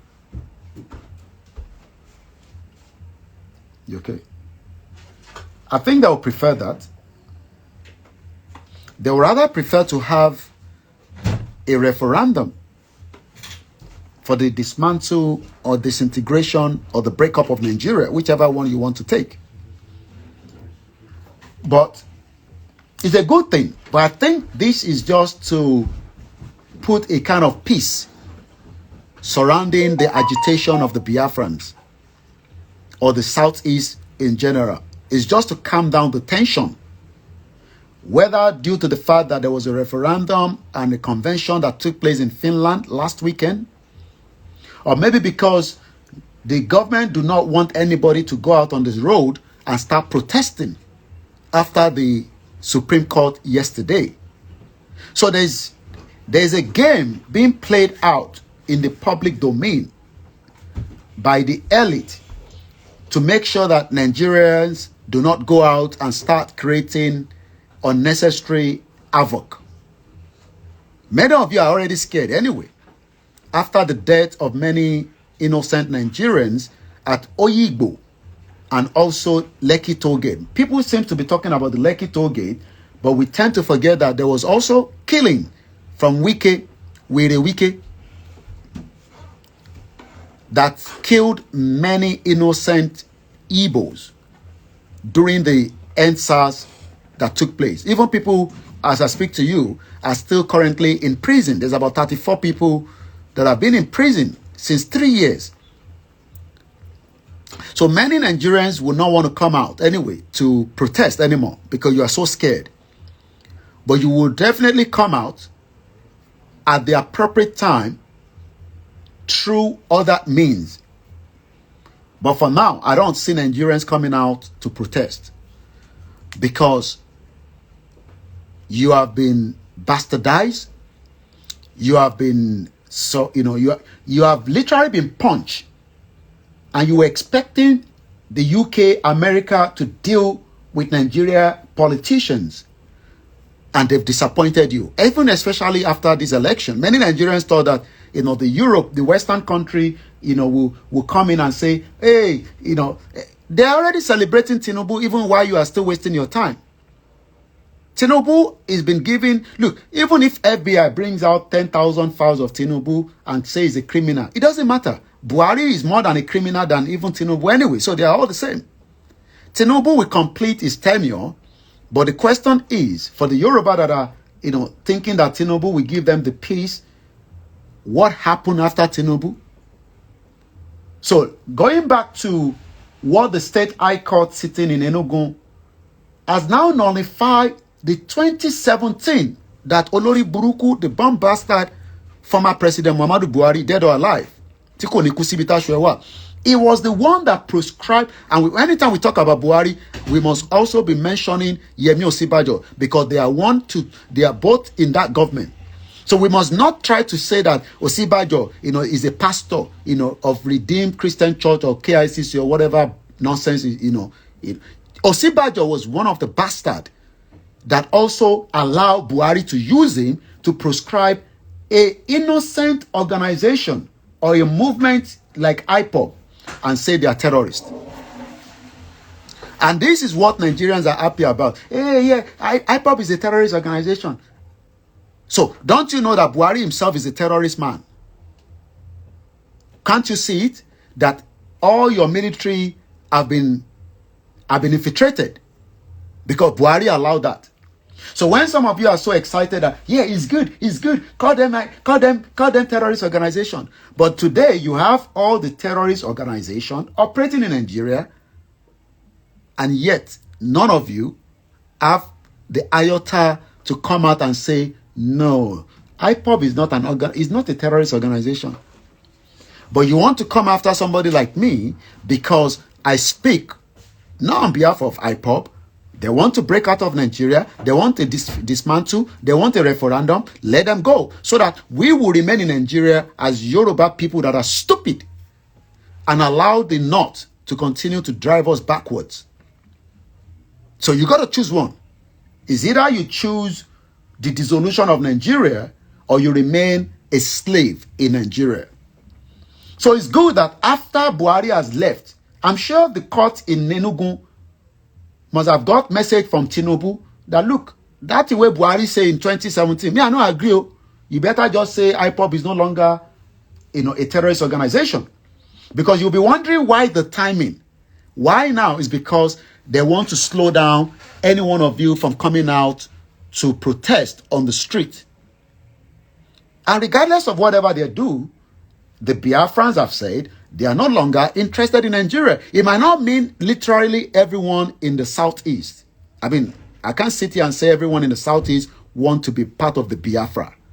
But they also believe that they are being marginalized one way or the other. So, according to the State High Court sitting in Enugu, has nullified the 2017 proscription of the indigenous people of Biafra as a terrorist organization. That should never have come up in the first place. But Buhari is just trying to remind the Southeast that we dealt with you during the Biafra war. And if you are not careful, all this you're shouting and shouting that you want, Biafra, we are reminding you that we will deal with you again.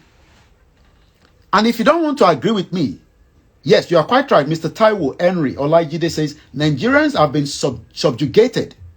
Eunice Uchechi, my Biafra sister, that stick with us on this platform, says, only the Fulani mixed blood called Igbos, they don't want Biafra. Just the same thing that we say that, welcome, my brother Yemi Fatuke. So, I'm just trying to give you that Tinubu is trying to now play this card to put a little bit of pressure down in Nigeria, because Nigeria is boiling right now. You need to go and listen to what the obedient are saying. They are crying all over the place. We told them anyway.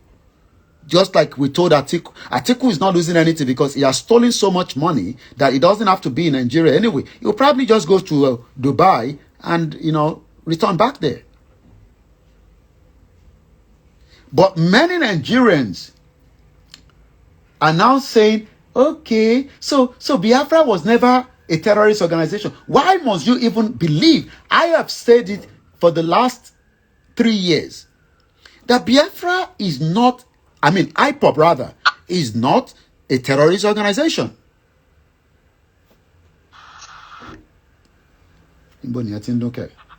Okay, sorry. But many of you don't want to accept that.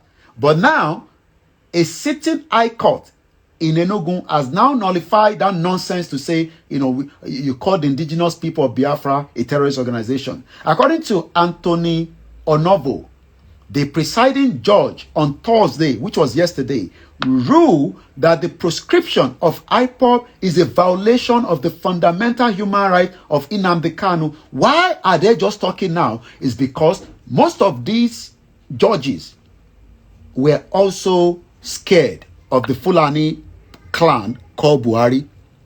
But now that Tinubu is there, and Tinubu knows that there's a pressure in the southeast, and he is probably trying to dose the pressure down. But that does not mean that the Biafra are going to listen to Tinubu anyway. Let's give us the background. I'm giving you the number one from the report, email that I received. I'm going to go to number two. But because that message says Biafra, whether we Yoruba like it or not, will gain independence before the end of 2025. And I say, Ashe. Because the earlier we dismantle the country, the better for everyone.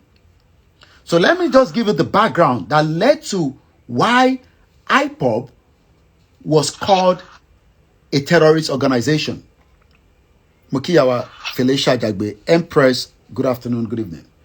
In September 2017, the defense headquarters, that Olori Buruku that want to bribe Igbowo, Buratai. Remember now that we don't have Buratai there. But one day, if you still remain in Nigeria after 2027 or 2031, whichever one, there will now be another northerner that will take that position. I pray it doesn't happen. I pray by that time, every one of us would have stayed in our own lane.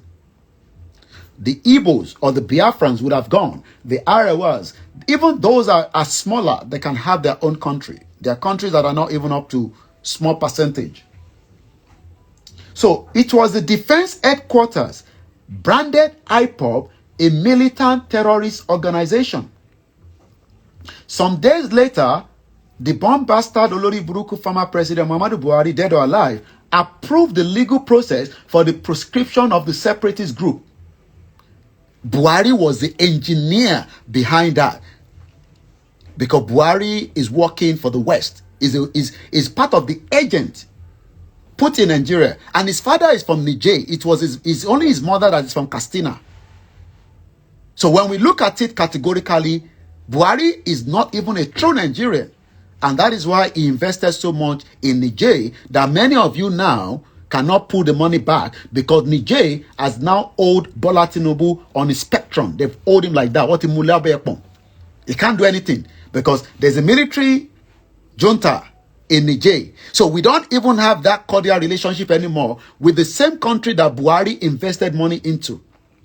And if you don't believe me, just Google it, which I can tell you, there's a train to Niger, right? That Buhari invested in. Let's look at what Google comes up. Why are we building a rail to Niger Republic? This was in 2021. No? Why you are saying that IPOB is terrorist organization? Bomb bastard Buhari is putting money to Niger. But Nigerians are gullible people, idiots. Because you don't like Nnamdi Kanu because of his utterances. You don't like Nnamdi Kanu because he says Nigeria is no longer working. So rather than us to be questioning Buhari, you were putting your energy on Biafra. And today, many Yorubas have paid with their lives. And you just go and look at it. It's there. Many of you have paid with your life because many Yoruba people have died in the hands of Fulani compared to the terrorists that they call IPOB. How many IPOB have killed Yoruba people? But because the hypocrisy of the Yoruba people, you don't want to accept that it is the criminal real terrorists that Buhari brought in that are killing us. But because Buhari has told you that, no, I am not the terrorist, though. The real terrorist is IPOB. So, according to Premium Times, that I'm gonna share the link with you, because I can't talk here without giving you evidence. The headline says then, why are we building rail to Niger Republic, Buhari? The president says the facility, listen to this, will also enable the people of Niger Republic enjoy affordable transportation. Did you hear that? For bomb bastard Nigerians that cannot think of putting Biafra, or IPOB rather, as a terrorist organization, why your money was being moved to Niger Republic so that they can have a better transportation. And you can see why there can never be peace in that land. But Tinubu is trying to play the card of bringing peace. And that is why he will probably say, you know what? Let the military also come out and say, IPOB is not a terrorist organization, but we cannot allow them to be, to do certain things. And it is only Nigeria that call IPOB terrorist organization. Around the world, nobody recognizes it as a terrorist organization. That is why they can operate fully, even in America. I'm sure some of you see that they're operating fully in America. They have the Biafra house in America. I don't know whether they call it embassy or whatever they call it, but it is there. And they have different mission houses fully paid for, either renting or buying, with the logo of the Biafra outside, even up to Japan. Idiot Nigerians. Some of you will never go Ojuelegba. Some of you they village. And when we are talking, we are telling you that it doesn't. You think that whatever Buhari was doing and castigating the IPOB was reflected outside. You think when Obati sit down and talk his nonsense with his cocoa head, you think the world listened to people like that? If IPOB was a terrorist organization, they would not be allowing them to operate outside. IPOB was never a terrorist organization. It was Nigeria that is a terrorist organization or a terrorist country. So, according to President Buhari spoke on Tuesday, this was February 9, 2021 article. And look at the figure. Because some of you don't even know that the figure that we are talking here is money that was borrowed on behalf of Nigeria to go and invest in Nigeria. And you will come here and say, where's the Yoruba nation money? Or there. Billions of dollars have been borrowed on your head and my head as Nigerians. We will be the one to pay back for these services, or this loan rather. So according to the president that spoke on Tuesday while performing a virtual groundbreaking ceremony for Kano to Maradi standard gauge rail line, are you, as a Yoruba man, would you ever travel from Kano to Maradi to go and do what? Kilon Shenibe. You have not traveled to Kwara. You have not traveled to Ekiti. You will now go to Kano. How do you get to Kano in the first place? Are you going to go by plane? Are you going to go by road? Or are you going to go by what means of transportation? The money that Buhari should have used to invest in Nigeria, it was pulling $1.96 billion project will serve the import and export of goods from Niger Republic and other countries in the sub-region through Nigerian ports. So what they will do is they will bring goods through Nigerian ports and they will use that to move through the rail.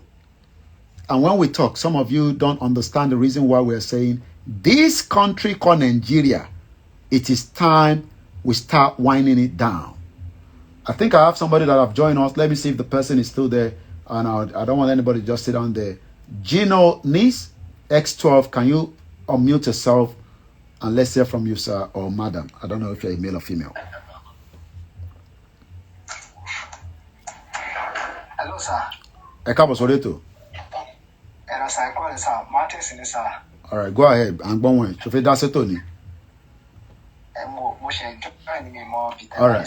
Ìbéèrè tá ń béèrè ni pé ṣé Tinubu lè dá Nàìjíríà ṣó lè dismantle within 18 months? Òun ni question gangan tó wà lórí ètò lọ́wọ́lọ́wọ́. ṣé Bọ́lá Tinubu lè dismantle Nigeria in the next 18 months? So ẹ jẹ́ kí a máa bá ètò yẹn lọ lára àwọn Koiki Media team ni. So why am I reminding Nigerians that your former president took a loan on behalf of me and you, that me and you will have to pay back? Whether you are hungry, whether you no chop, whether me too are the chop for London, it does not matter. We are Nigerians that will have to pay back the loan that Buhari took on our behalf. Talo Benche, who sent Buhari to take loan on our behalf? But when we are here saying that this is not right, but today, after Buhari 8 years, they are now saying, okay, maybe it was a mistake.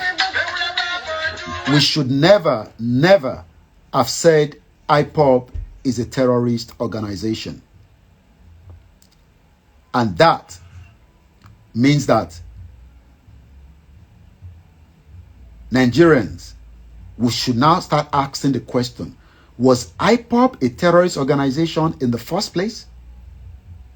Was IPOB a terrorist organization in the first place? IPOB was never a terrorist organization. Everybody knows that. But it is because Nigerians do not like Nnamdi Kanu.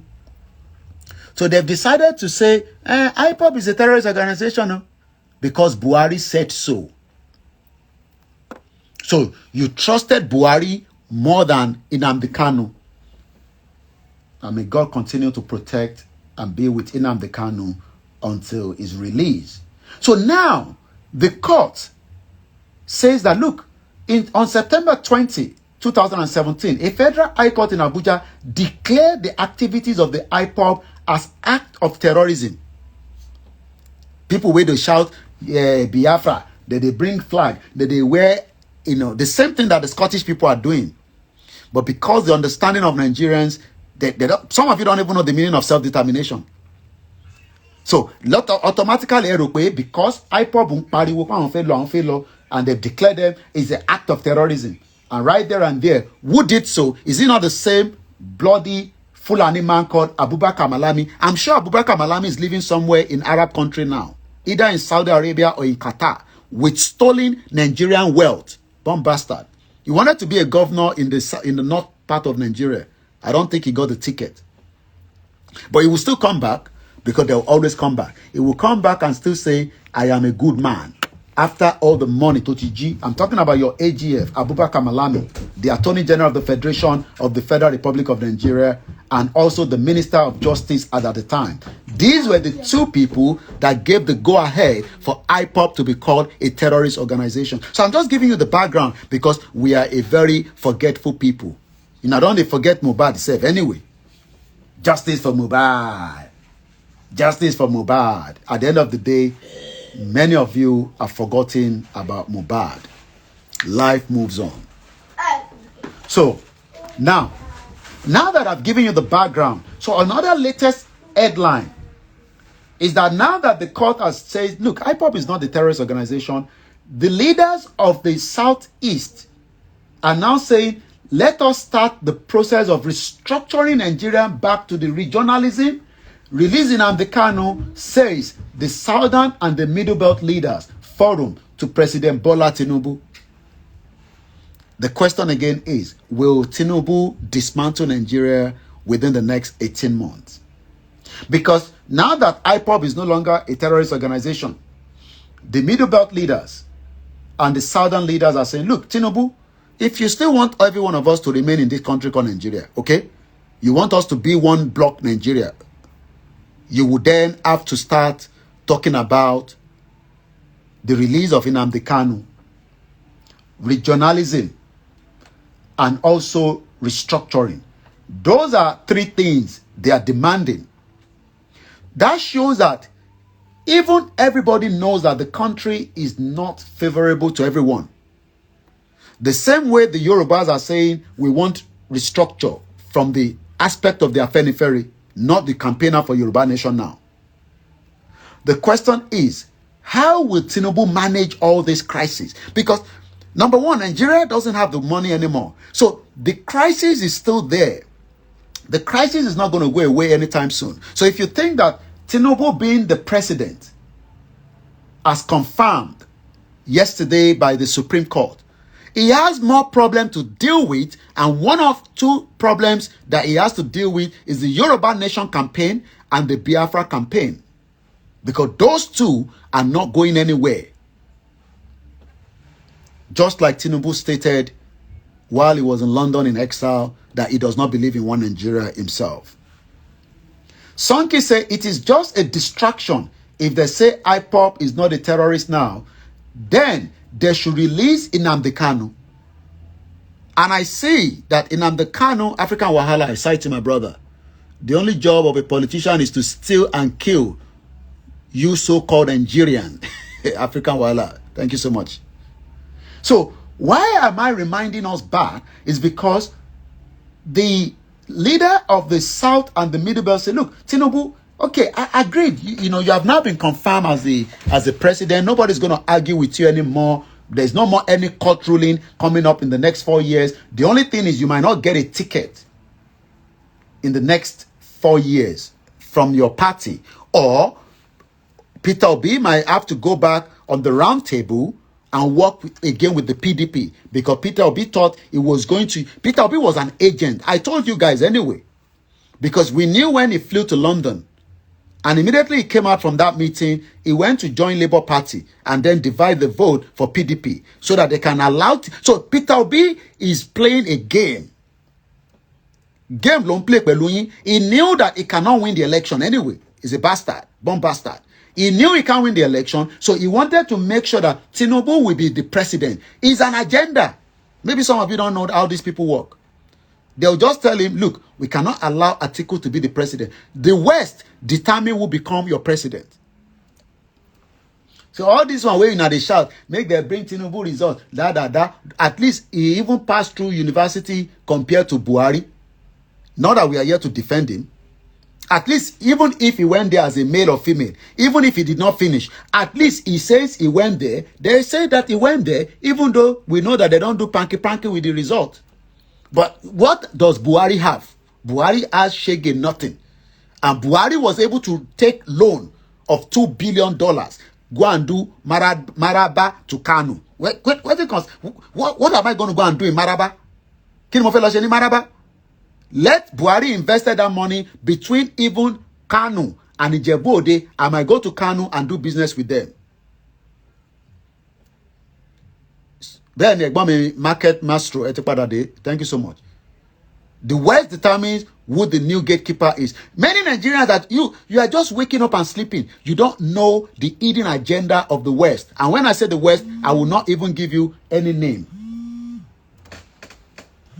So once again, Moki Bugwe, somebody wants to call in, so let me stop this Instagram, because when we are using, let's bring the caller in quickly.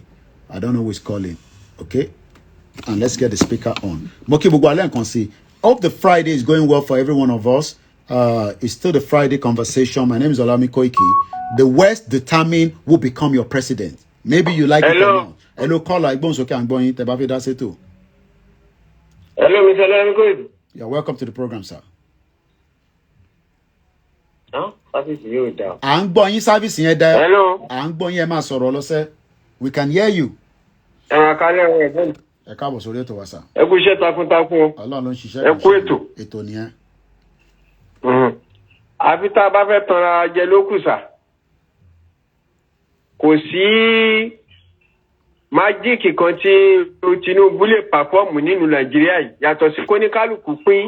Mo kíyàwó Esther Ọláwọ́n. Pé bóyá ọ̀rọ̀ revolution àbí no revolution pínpín. Ká pín kóníkálùkù dọ́mù yẹ́ ẹ̀gbẹ́ kóníkálùkù máa lọ lọ́tọ̀ọ̀tọ̀. Nítorí pé inú corruption làwọn ti ń jẹ.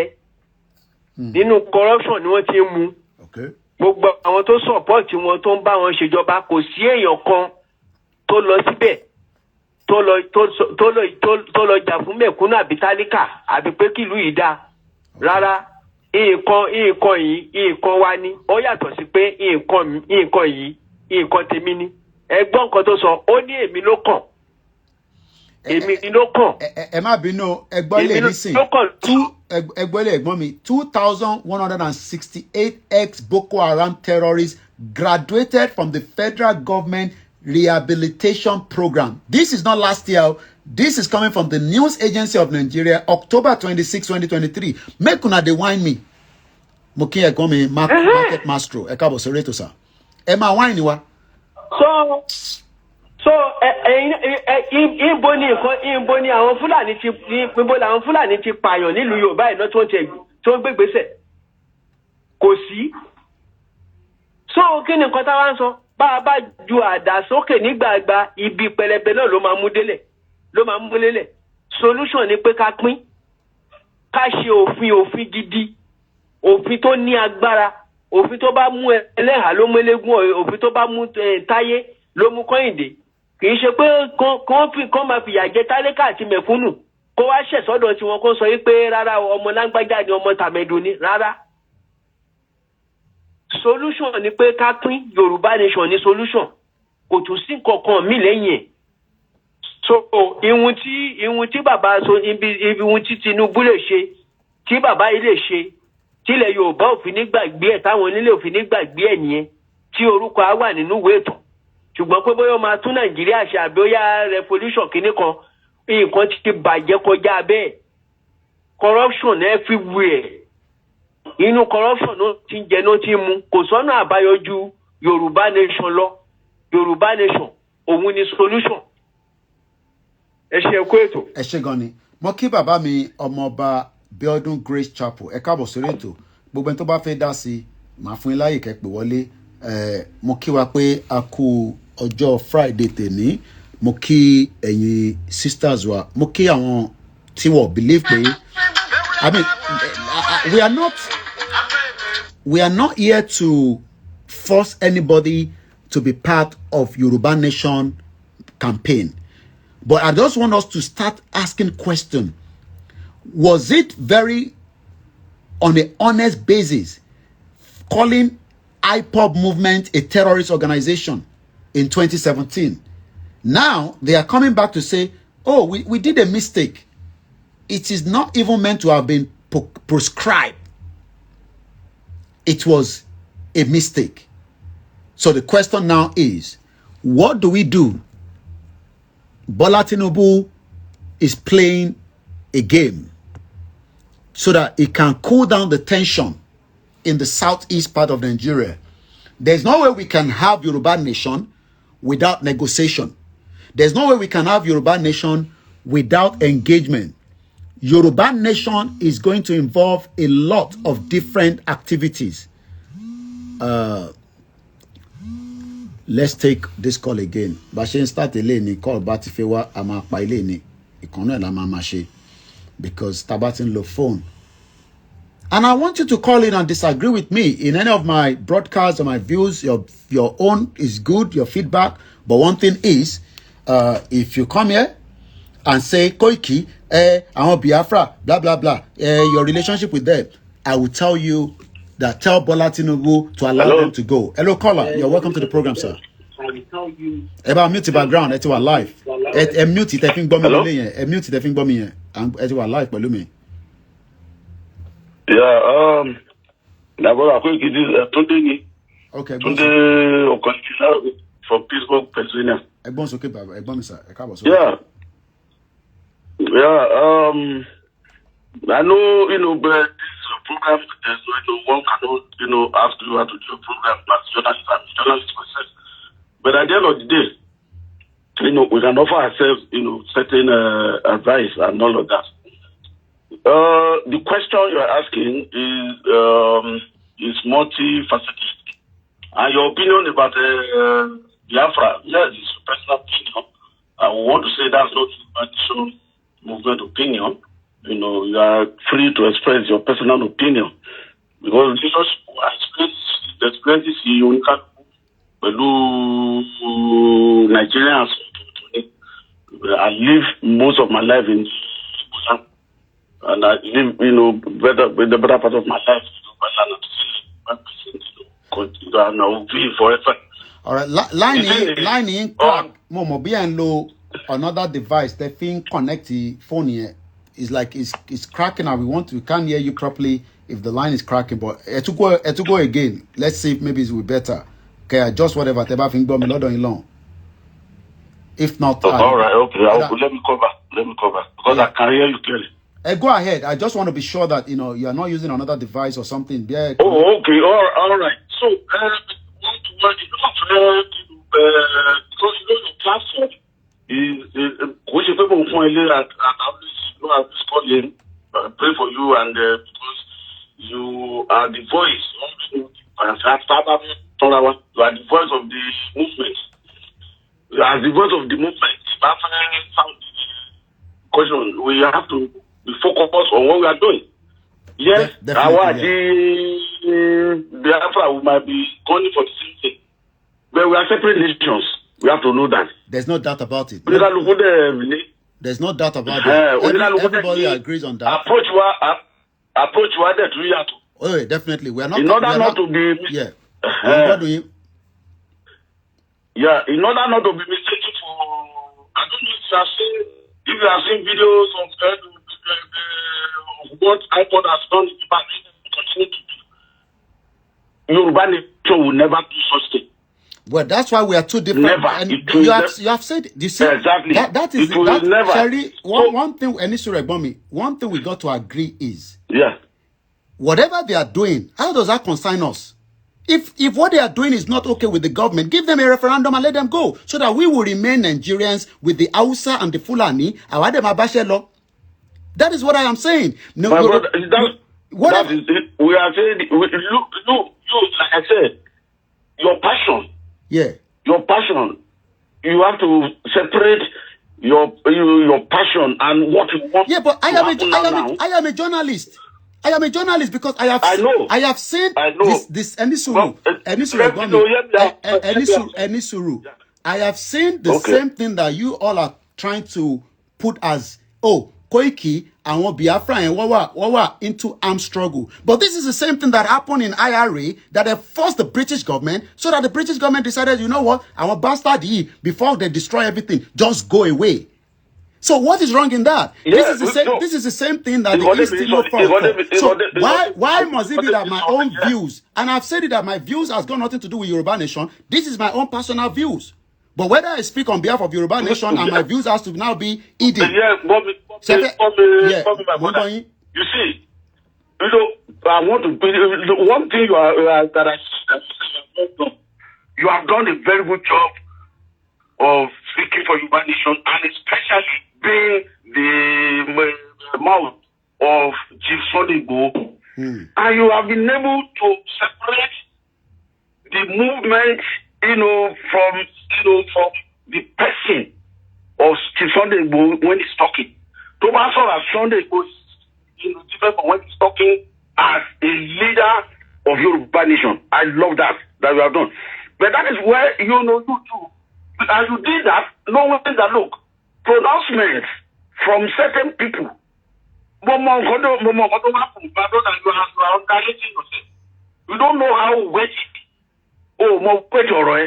If you know the weight of your words, wallahi, you will not be mention anything now. You will know it will have impact on everything. Okay. All right. I mean, it's good we get feedback. So sometimes, good. But I know that is where people like you have to separate between, okay, this is what I want personally, but this is how we have to go about it officially. Yeah, but I have never. I understand the point. The question now is, we are getting a message now from the Nigerian system to say even the same IPOP won't commit all these atrocities. Number one, they are not a terrorist organization.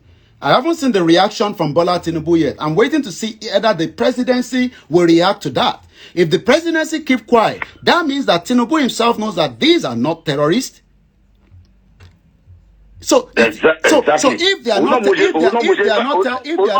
it is the Shari, the same thing that you said. It is what Buhari, the same thing that we are playing right now. Is what the British did. The British were very, very cunning people. They make sure that the hatred between the three ethnic groups here,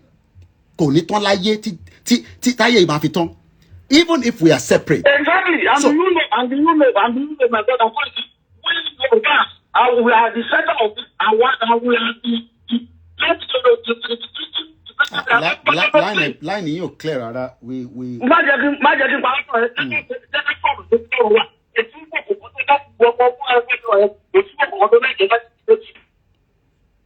I don't pander to any people. I don't care.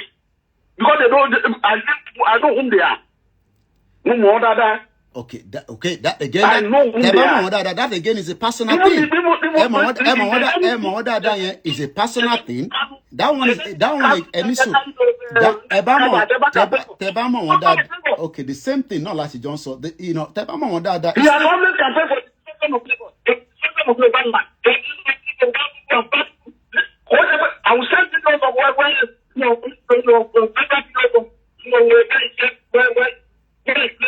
line one, you're clear. I cannot hear properly. The line is very bad. So Beake Tukpepada, we are struggling to hear you. I'm sorry. I don't know whether you can hear him. You know, I cannot hear him because he's struggling. You know, be a phone in Koiki is allowed to have his personal opinion and about enter our Twitter space. I'm going. Terry, I just want to say this. Triple DRS, good evening. Yeah, we cannot hear the caller and it's like everything is muffled. We can't hear him very well. You know, you'll always be welcome to call back. Go ahead, Mr. Adams. Okay, in my own opinion, I don't know about anybody. You can see it as another thing, but to me, as Biafra, they are. I'm fully Yoruba man. I'm a Yoruba anime. But as far as I'm saying it, we are fighting for the same America, the lot think we can Nigeria. After I go on holiday in Nigeria, okay. As far as we are fighting for the same thing. Okay. Okay. I think there's some friction that we need to. There's no way we will talk about Nigeria. We will not have a beef among each other. But the question we should first ask is, Kilo create a beefy? We first need to tackle the problem. Because Tebani, they gave us a regional government. And Gurosi, according to the evidence that people are putting out there, destroyed the regional government.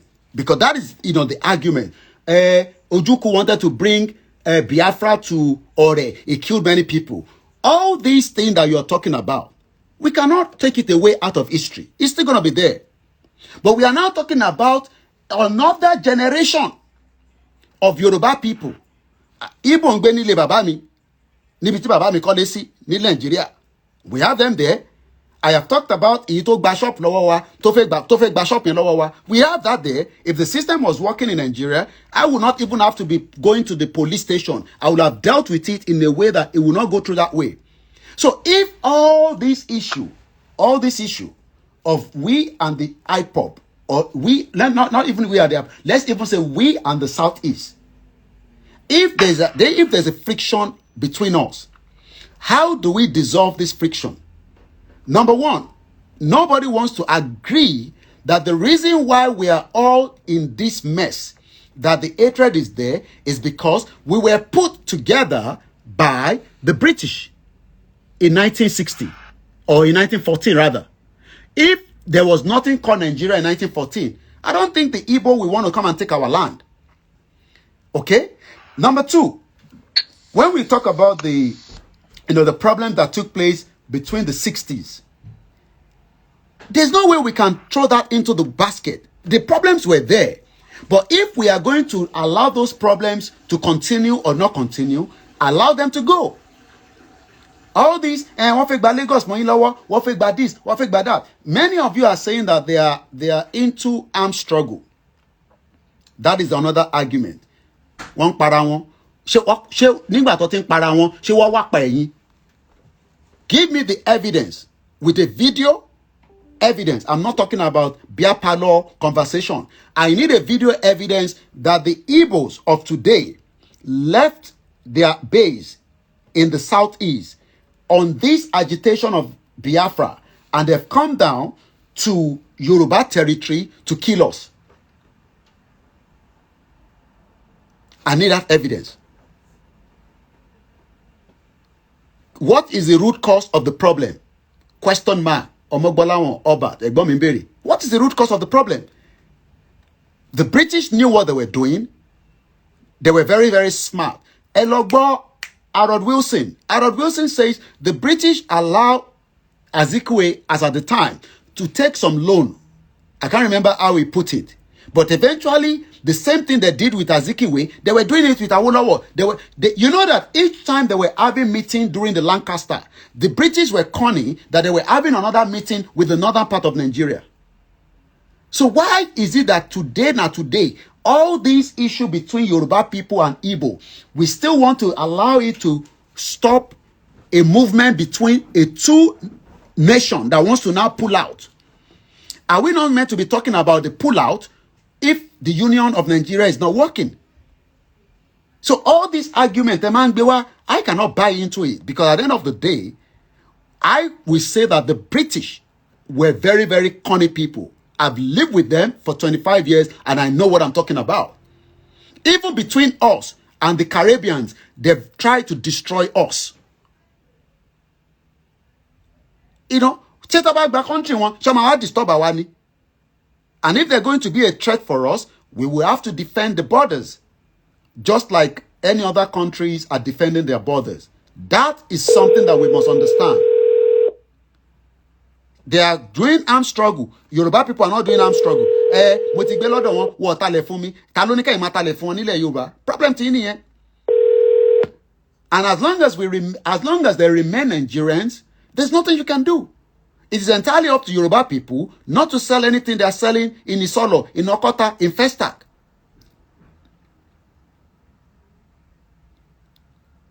Okay, so when he says they should come and defend them in Lagos, did they come and defend them with weapon? I saw that video. Did they come down? Did Simon Ekpa send people to come down and defend them? So, and that's why I said, you know, I will repeat it again. Yoruba people are hypocrites. I don't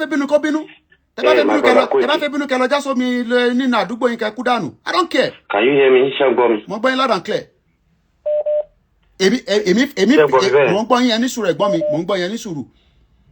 is very easy when you are all coming out and say, our Yoruba.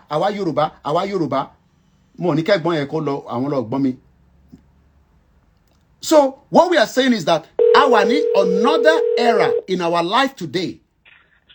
Monica disconnect. Okay, my brother. Hold on, go ahead. Okay. Mutra is so that could my echo. Where we are right now, it amazes me when I listen to a lot of our people taking a position on what they know little or nothing about.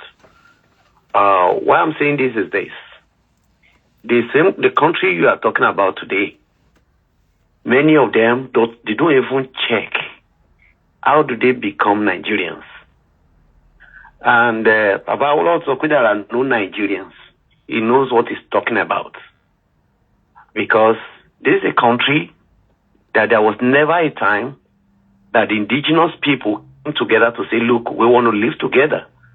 But some people look at their own business interests and force the people who have no cultural affinity, who have no common tradition, who does not even understand their languages. They put them together to make one country, and they call it a nation. And since they did that, say, they don't even understand the language of themselves, how can they be on the same page? So we are now talking about if there is hatred between one indigenous people and the other. Why won't there be? Because Nigeria is like a forest where it's not even a zoo, because like I always say, a zoo is better organized. In a zoo, you will not put a lion and a deer together. But in a jungle is where you see them and others prey on others. So Nigeria has been made to be a zoo from the foundation. And they put everybody together. So in the quest for survivor, there will be, everybody will be, we want to exercise power when they have the opportunity. But in situations like that, it's not going to be in the interest of all. And that is why in Nigeria, there are no citizens, there are inhabitants. Okay? Those who were citizens yesterday and inhabitants today. So everybody, if you are not in power, if you are not in politics and you are not the governor, or you are the president, or you are a minister having diplomatic passport, you are an inhabitant, not a citizen. The country does not have indigenous people as citizens. The only people that are citizens are those with diplomatic passports. Okay? Now, getting that into our head, those who are saying, why are you having alliance? Why are you supporting the Biafrans? Why won't you? The enemy of your enemy should be what? Should he be your own enemy or your friend? The enemy of your enemy should be your friend. Because that is the only way you can both get your freedom. You get what I'm saying? Now, there are different ways to self-determination. Armed struggle is one of it, and if you look at it, it is not the Biafrans that just choose to kill themselves. There are reports that exposes the genocide that Buhari administration and Uzodima and the, what's it called? These Umai, that they are committing in the southeastern part of Nigeria. You get what I'm saying? So people are not talking about that. When people now rise in self-defense, that look, you can't continue to kill us. So if we stay in our homes, there are situations where we have seen Nigerian military burning down houses of innocent people, arrest youth on the street, tagging them as IPOB. You get what I'm saying? So even girls they are not exempted. They keep arresting people on the street. All in the name of IPOB. They are the ones that also say indigenous people of Biafra that they are terrorist organizations. Have they gone to Abuja to attack Abuja? Have they gone to Lagos to attack Lagos? Have they gone to Ogun State to attack Ogun State? They should look at how terrorists operate. Can you compare how IPOB operates with the way Boko Haram and ISWAP and the rest of our Fulani men? Can you compare their modes of operation? You can. And so therefore saying that they are terrorists is just a narrative. See, the Nigerian government seems facing on daily, and the number of our people are buying into that. When they kill their own people, when the military kill their people, we don't talk about it. We think it's a normal thing to happen. Now, the rally that we had at Ojota, and they shot a guy just by mere saying, look, this is what we want. Raising placards. Nobody was throwing stones. Nobody had guns. Nobody had matches. But while they were doing peaceful rally, Nigerian military went there, or the police, and they shot at innocent people. Do we now say that is also terrorism on the part of those who were doing the rally? So, you see, Nigeria is at a point where abnormal situations are always justified by our people. And then to forget about that, I only want to add it before I drop. On those who are saying, this is the first time through Yoruba one day, people we should give him a chance. We have no business with who is the president of Nigeria. Because Nigeria, we are saying that is an entity where there is no mutual respect between the indigenous people because of that diversity. We could not manage that diversity. We are saying that that is an entity where we don't even trust the next person. So you only your own tribal man, you want him to be the one in power, to control power. How about others? So when others are in power, you complain. When it is your own person, you say, oh, let us support. Is that how to develop the country? That is why we are where we are. And what we are asking for is not who becomes president of Nigeria. What we are saying is that union is not working. That project is failed. It's a failed project. Let's go back to the drawing board. Let's go back to who we were before the British came and forced us together. so that everybody can map out a roadmap to their own future. Yeah. You understand? That is exactly what we are saying at the moment. So for anybody saying, let's take Tinubu, we have no business with who the president of Nigeria is. What we are saying is we have every opportunity and we have a right to self-determine our future and not gamble with it, with anybody or with the politics of Nigeria. We are not interested in the politics of Nigeria. We are interested in self-determination to be able to say what our future will be politically and economically. Thank you very much, my brother. Thank you so much to the caller. And again, I'm not here to force my opinion on anybody. Oh, yes, I am a voice. I'm a voice because I put my life at risk for what I'm doing. But I'm not going to sit here and say, because I want to make some people feel comfortable. Torí pé kíni? Ebi lèmi mọ̀ tèmi fara gbà in the last 3 years. You are comfortable because nobody knows you. But what we are saying is that àwọn kan jà fún self-determination. Tẹ́ bá dé mọ̀ pé kò ń ṣe self-determination là ń jà fún. Ẹ jẹ́ ká kúkú close gbogbo chapter yẹn ká dẹ̀ máa wòran gbà yẹn. It's two different movements. In tó ń jà fún ni self-determination. Ọ̀nà táwọn fẹ́ gbà ó yàtọ̀ sọ́nà táwọn fẹ́ gbà. Tó bá jẹ́ armed struggle làwọn fẹ́ lò ní. That's what they feel is comfortable for them. Ẹ̀gbọ́n sókè. Hello. À ń gbọ́ yín sà. Ẹ ṣe tẹ pè mí padà o. Mi ò mọ̀ pé mo níyì tó báyìí. Ẹ̀gbọ́n sókè. Hello. Mo gbádùn analysis bàbá tó sọ̀rọ̀ tán yẹn. Tẹ́lẹ̀ tó máa ń pe Nàìjíríà ní ṣù VAT understatement ni jungle nílùú yẹn tí ò ti tí nǹkan kò ti work tí ò sí system táwọn wèrè kan tún lọ tó kí wọ́n bọ́nú government treasury tán tó ra kà fún ara wọn nílùú tó jẹ́ pé 90% of their citizens cannot afford to spend up to $1 per day. Brosqueki àwọn tí wọ́n ń condemn yíbo orí wọn ò pé tán bá ní àròjinlẹ̀ ni ẹ mọ̀ pé ẹ̀yà nínú 3 major tribes ta ní nílùú yẹn ẹ̀yà kan ṣoṣo because of the backing of all these stupid colonialists ẹ̀yà kan yẹn ló ń fìyà jẹ àwọn ẹ̀yà tó kù ẹ̀yà méjì tó kù tẹ́ bá wo percentage ẹ̀yà tó nínú àwọn major 3 tribes tó wà ní Nàìjíríà àwọn major tribes tó travel nínú ẹ̀yà mẹ́ta yẹn ẹ̀yà méjì ni which is Igbo and Yoruba. I get. Yeah. Ẹ ló ṣe ti wà ń bẹ̀. À ń gbọ́ yín loud and clear. Mo fẹ́ interrupt ni. So ẹ̀yà méjì ló ń jáde síta látijọ́ tí mo ti wà l'Amẹ́ríkà Hausa tí mo pàdé Brown University ni mo ti pàdé ẹ̀ ó wá kàwé ni. Ó wá ka ìwé ni. Ó wá kàwé ń bí ni. Láṣà tí mo bá pàdé ní bíbá yìí.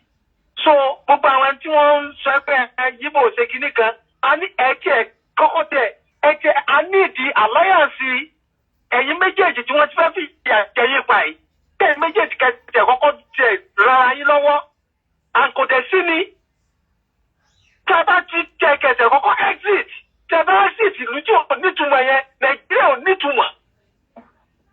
ò nítumọ̀ anything ló lè ṣẹlẹ̀ ní máa sọ fáwọn àbúrò mi pé má sórí tẹ́nì tí bá pa ẹ́ pọ̀ pẹ̀lú àwọn ẹni tó lè pa ẹ́ lọ́ra yàgò fún wọn ni o bìkọ́ tó bá pa ẹ́ wọ́n pa ẹ́ pé ni o wọ́n máa ná investigate.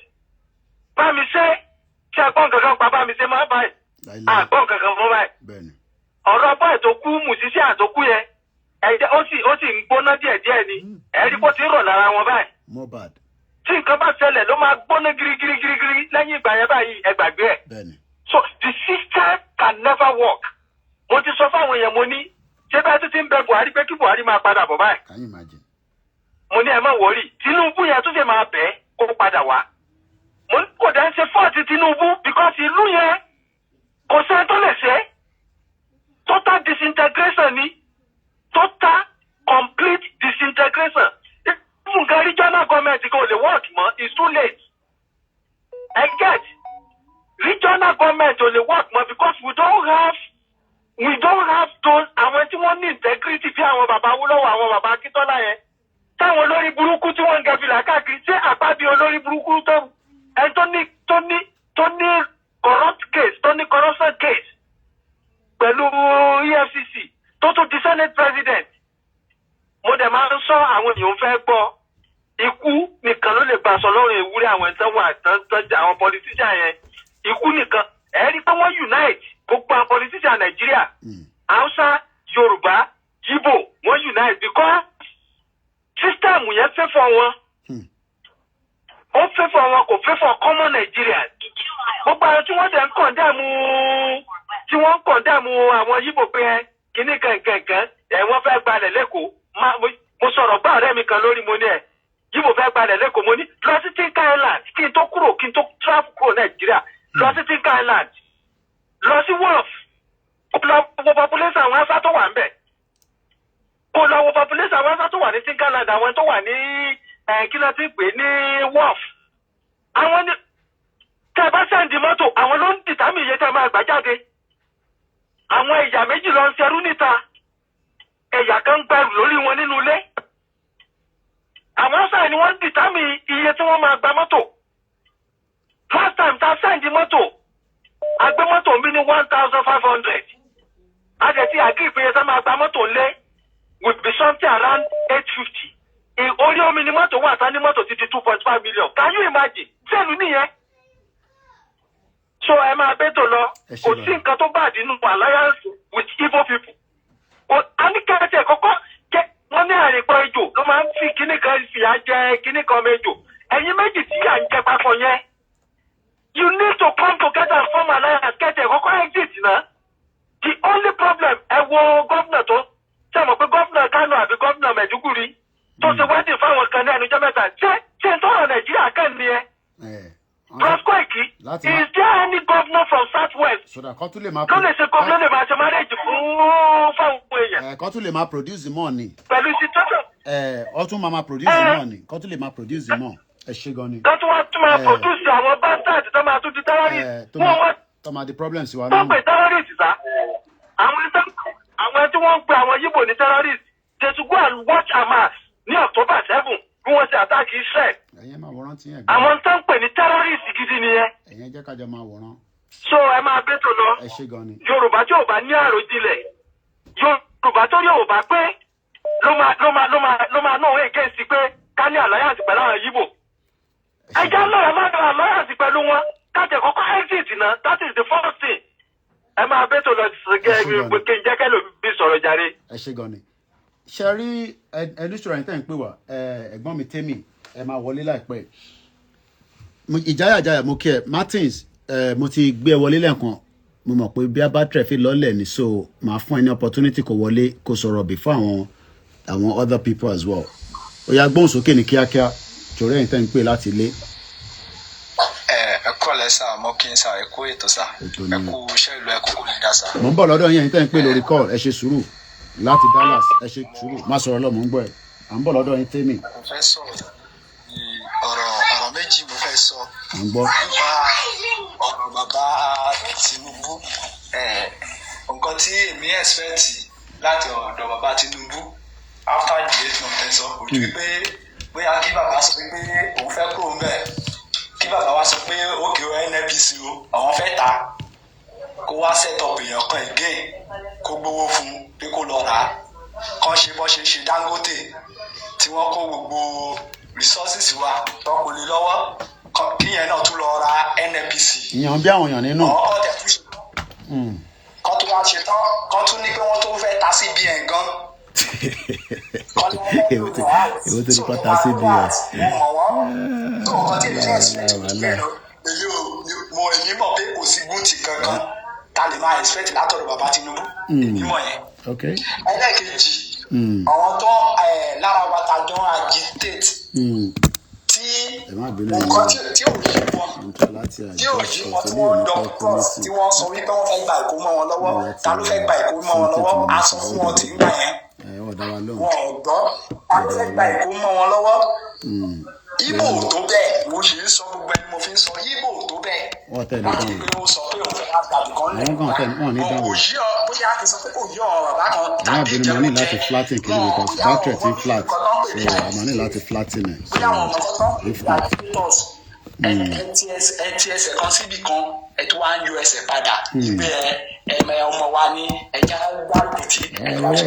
ó ti wà ń bẹ̀ nísìnyí ọmọ wa ti wà ń bẹ̀ nísìnyí kí o gbọ́ ọmọ wa lè ti wà ń bẹ̀ ẹjọ́ kí ni the same amount làjọ ń ra bọ́ ráìsì sí the same amount làjọ ń ra petrol so gbogbo nǹkan tá a rà sí títí wọn ò yàtọ̀ títí èmi náà ò yàtọ̀ òye kan làjọ ń rà wọ́n lè lówó jù mí lọ́tọ̀ wọn máa fi rà bọ́ àjọ ń jẹ wòtòwòtò yẹn ní ọ̀nà kò sí ọ̀nà kankan tó dáa mo mọ̀ pé àjọ ń gba ojú ọ̀nà tí ò dáa nísìnyí so àjọ wà ń bẹ̀ ni but kó yé wọn dáadáa ẹni tí ò bá tí ì ṣetán kó má darapọ̀ mọ́ sọ pé òun agitate fún anything tí ò bá tí ì ṣetán kì í ṣe pé kán máa sọ pé wọn agitate kán tó wá máa sọ pé ọmọ jẹ́ ká gbárùkù ti ọmọ wa kò sí nǹkan tó ń jẹ́ bẹ́ẹ̀ no going back ní ọ̀rọ̀ agitators no going back ní ọ̀rọ̀ mi ò fẹ́ sà. ẹ ṣé gan ni bàbá wa Martins mo kí gbogbo alẹ́ nǹkan sí i ṣe rí ẹ jẹ́ n kọ́kọ́ lọ sọ́dọ̀ brother mi Temi ọtí ń pè látẹ̀ nǹkan ẹ má bínú ẹ̀ tẹ́ wà lórí Facebook ẹ̀kọ́ tí bá charge iPad yẹn ó máa disconnect náà ni at some point so ẹ máa láti accept ẹ tẹ́ bá fẹ́ máa rójú mi dáadáa ẹ lè lọ sí other platform mo kí gbogbo ẹ̀yin olólùfẹ́ wa Koiki Media náà la ṣe wà lórí ètò ẹgbọ́n sókè alàgbà tó ń pè wá.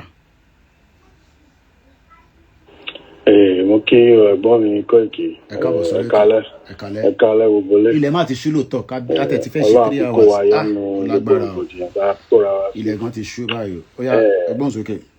Tonight I want to kind of educate our people as to kí ni deal pẹ̀lú gangan because I don't think a lot of our generations understand the source of all this problem. One, we are fighting identity theft. Hey, identity theft. We are fighting identity theft. Now, ní generation tiwa, a pera wa ní Yoruba. Yoruba la pera wa as at this generation tawa wa. Historically, we were known for other names. And ilẹ̀ Yorùbá ẹni kankan ni àti látẹ̀dó. But as at this current timeline, ilẹ̀ Yorùbá ni abárawa àdẹ̀pẹ̀rawa ní Yorùbá. Now, kí ni mo mean by identity theft? Àwọn ṣẹ́rí gbogbo rògbòdìyàn tẹ́ ẹ̀ ń rí tó ń ṣẹlẹ̀ ní Palestine àti Israel. Bẹ́ẹ̀ni. Ẹ má rò bí a kò tàbá wa o. Àwa torí tiwa gangan lẹ ṣe ń rí gbogbo rògbòdìyàn tó ń ṣẹlẹ̀ yẹn. Okay. Other cause Bible only when there will be wars and rumors of war when the Son of Man is about to return. Return don't we pé the Christ mind àti ńlájú àti ń jí ọpọlọ wa iye wa ti ń sọ ohun tó fi wá sí àti ń jí nínú ẹ̀. Now kí ni mo fẹ́ fàyọ nípa correlation Palestinian àti àwa Yorùbá? England declare Palestinian portion of land of Palestinian as a gift for the Jewish people to one in Europe because the Jewish control the central bank. On loan England the World War. So other England will san gbèsè yẹn padà but England ní ọmọ ogun jagunjagun làwọn. So England wá declare pé kí gbogbo àwọn Jewish community tó wà ní Europe kó lọ settle sí ilẹ̀ tó wà ní Palestine ní ó fi di ẹni tó ń pera wọn ní Jews àbí Israelites. There was no such thing as that in that region many years ago. Now kí ni correlation tìyẹn pẹ̀lú àwa Fúlàní ló ń darí Nigeria and gbogbo adé mọ̀ pé Fúlàní was never part of the so-called geographical map of Nigeria. It was Yoruba, Hausa, and Igbo. And we were separated by the rivers. Now, colonizer, on ti rí pé kò sí nínú àwa ẹ̀yà mẹ́tẹ̀ẹ̀ta tó máa gbọ́ sí àwọn lẹ́nu torí nígbà tó gbéjà wọn wá aláàṣẹrú àjà fitifiti especially Yorùbá agbọ́n kò sí bó ṣe fẹ́ parọ́ àbí àṣemáṣe wọn tá máa gbà kí ni wọn wá ṣe wọ́n pàpò pọ̀ pẹ̀lú àwọn ọba kankan wa wọ́n tà wá pé ó da kàkà káwọn kú ńkọ́ àwọn kúkú fi àwa ọmọ Yorùbá àwọn afiṣẹ́rú pẹ̀lú ilẹ̀ wa ní ìjà tá ń jà dèní lẹ́nu. Now kí wá fast forward there sí the present time tá wà yìí nsìn. What you are watching with Tinubu ọkàn fi Tinubu manage anger yín ni o. Tinubu is just managing the tempo and anger of the Yoruba people. Because ó yẹ kó ti escalate. Bọ́dẹ̀ ṣe ní consecutive times náà nìyẹn ẹ wáyé Abiola náà. How the whole world erupt regards Abiola. So ó fi ọmọ Yorùbá sí láti fi cool temper ẹ̀yin ẹ̀yà Yorùbá wọn fẹ́ kẹ́ ẹ jí pátápátá. Torí tọmọ Yorùbá bá ta jí pátápátá ta fohùn ṣe kan pé ó da ilé yá kò sí mímì kan nínú gbogbo àgbáyé tó lè mìíràn. Àṣírí tó dẹ̀ wà bẹ́ẹ̀ nìyẹn àwọn nǹkan táwọn baba ńlá wa dẹ̀ sílẹ̀ ó sì wà lọ́wọ́ àwọn tó wà lọ́wọ́ ẹ̀. Àyè ìjà yẹn ò tí kàn wọ́n ni because ó máa kanlé á kan ará àta á kan ara lé. So ọ̀rọ̀ Mr. Tinubu they are just working for the empire. That's all it is and it is in plain sight. They try to make him instigate war against Niger. Ó ṣojú gbogbo wa. So that they can wipe off his corruption in America. They will only put someone who is going to do their bidding in power to manage the entity called Nigeria. I am not Nigerian. I am what is called Omo Oluwabi, Omo Yoruba. I do not identify as Nigeria. Nigeria is an entity. And Tabangbo Kilongpe entity. Entity is a business corporation.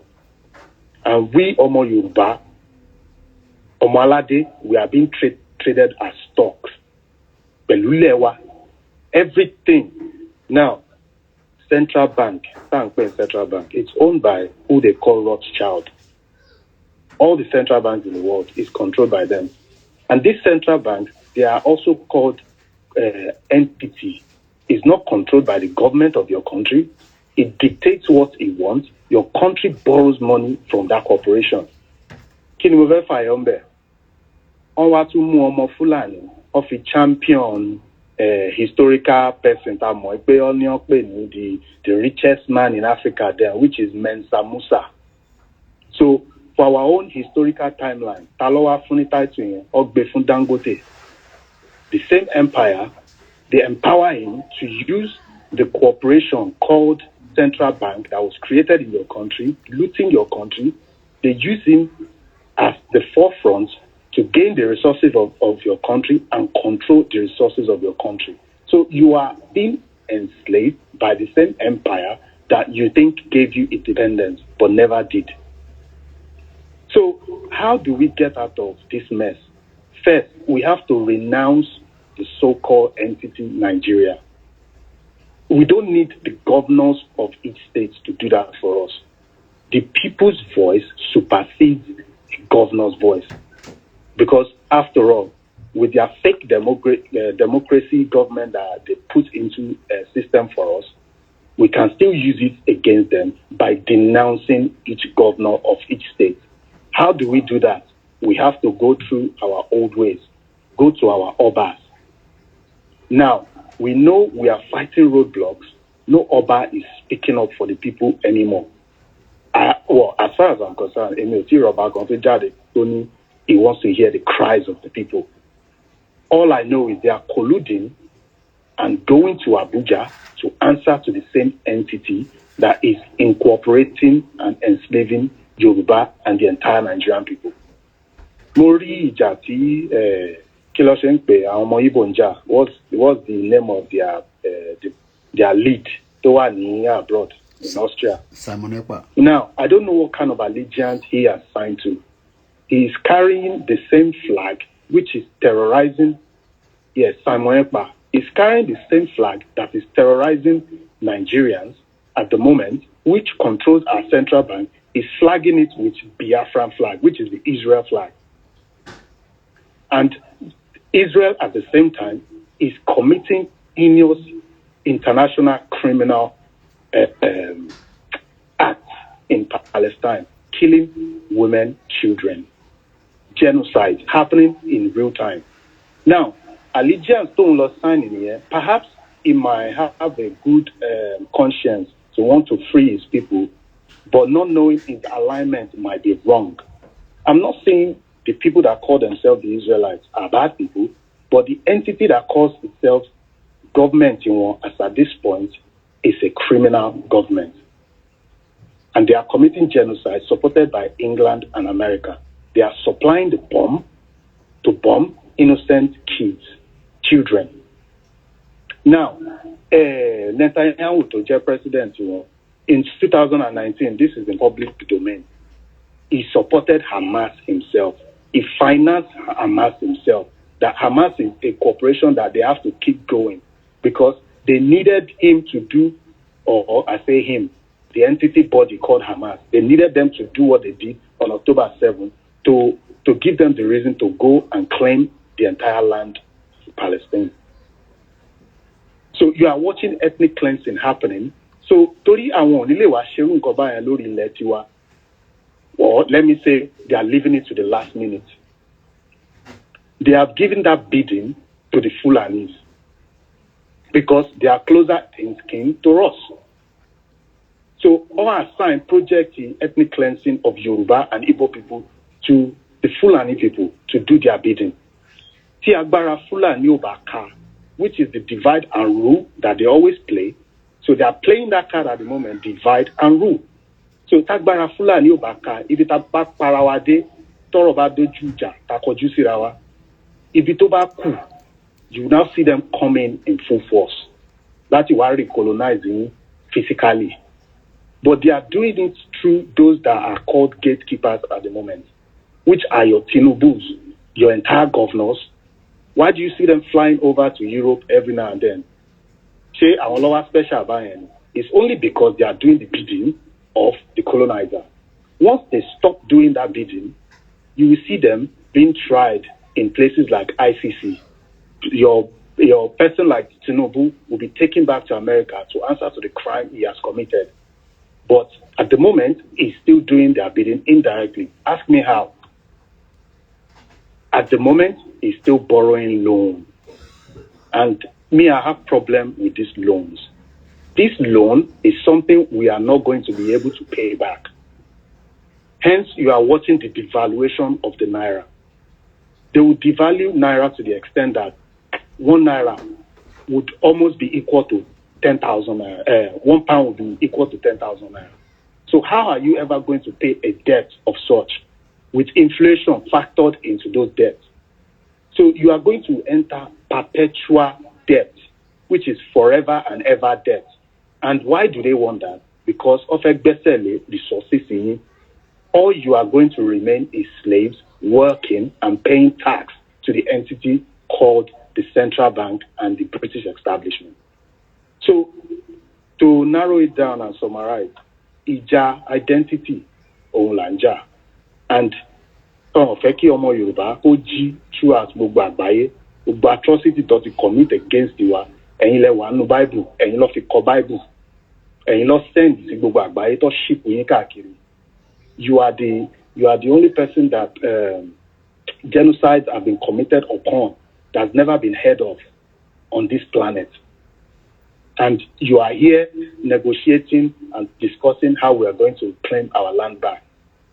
Say Awakolo Yakama Jalosi Governor Office, Gani, each of you, your job is done. We, the people of Yoruba, we've had enough of entity ruling over us. After all, you vote them in every 4 years. Do they ever do anything to favor you as a Yoruba person? Never. They will never do that because the money they are borrowing is called money laundering. You borrow it from the central bank. It makes its way back to the Europeans through your governors, going to invest the same money in their own economy, in the European economy, and buying land and buying corporations there. They will never spend that money on your land because that money doesn't belong to you. So, in a nutshell, let's stop discussing this online. First, let's go to the organizations that call themselves the ruling powers and denounce ourselves as Nigeria. We start with that and make sure the entire world knows that we do not call ourselves Nigeria anymore. So, Tabakwe Nigeria, Talofe rule. We didn't appoint them as Yoruba leader. So we are going back to face our obas. Toba said, Toba call, melo aluma lo exile. If you can't do what the will of the people is, they go to exile. And we need those that need to act. Chief Sunday Igboho is the only man I see standing for the Yoruba people at the moment. And Professor Banji Akitoye, Baba Dada, they are the only people speaking for the Yoruba at the moment. And Igboho alone cannot do it. He needs the youth along as well. So we need to bolster all this talk online, put our foot on ground, start going to school. Yoruba land, we need to wake up our people. Enough of Fulani succeeding our land.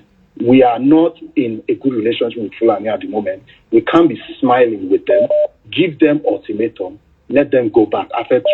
Thank you very much. Wow. That is a very, very powerful one from a brother here. Let's go straight to the next caller. Hello, Etwa. Mute background.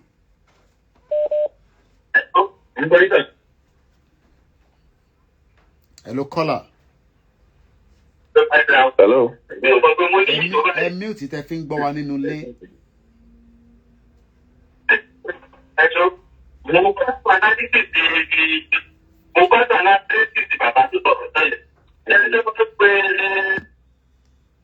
The bank pay mute it. I think Bawan in Nule. Mama confused around here. Hello, caller. Hello. Go ahead.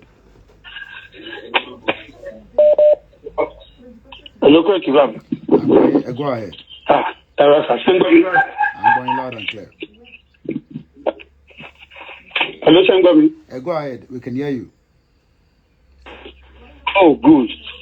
Mr. Koiki, please, I beg you in the name of God, don't let anybody trip you. That is number one. Number two, don't let anybody use, words to blackmail you. Now, if you go on X, there are some Yoruba boys. These are guys, there are like four, 5 of them like that. They came, these guys saying they are for Yoruba. But unfortunately, these guys, they are APC paid agents that were working for Tinubu and APC underneath. Now, they are the one that has been trying all their possible best to divert our attention to make us see the Igbos as our enemies. The truth is, Igbos are not our enemies at all. And it got teach in mathematics, growing up was negative, like the enemy of your enemy should be your friend. The friend of your enemy should be your enemy. The friend of your friend is your friend, and the friend of your enemy, is your enemy. And these guys don't mean well for the Yoruba nation and Yoruba people. They are working for their own food. They are working for their own money. So this issue of okay, that's why people say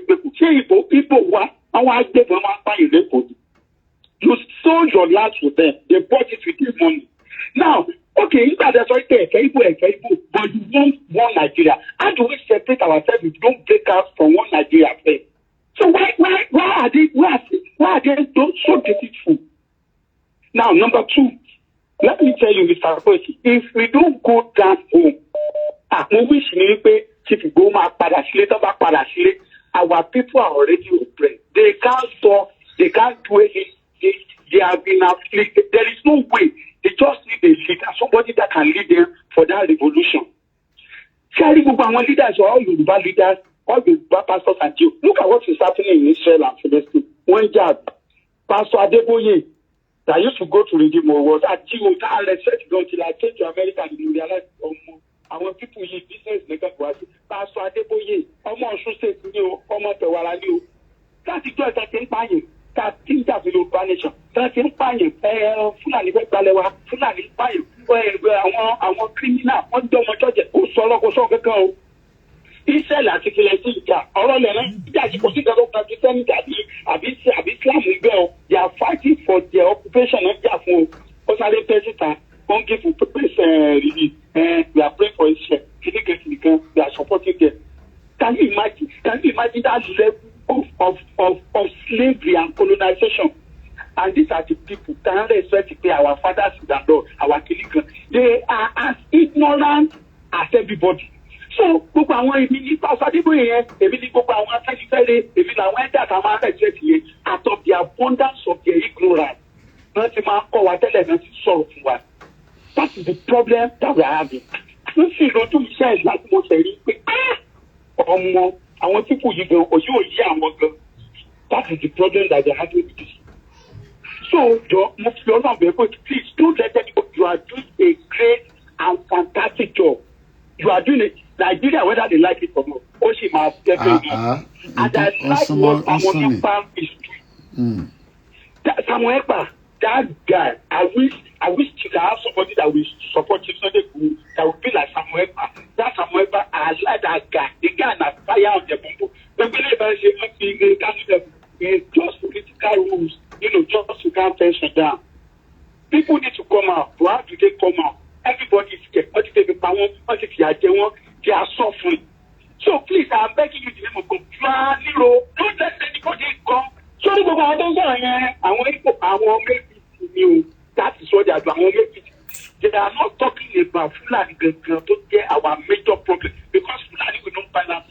They will rather kill you and market you and take your land. And there's nothing you can do. If you take the case to the police station, the police will rather arrest you and leave them. It has always been. And the question I want to ask the pro-Nigeria people is, say, who came into power? What has changed? That is the question for them. What has changed? Yes, their lives are getting more worse. So consider that great and fantastic, and I really appreciate it. Thank you. Thank you.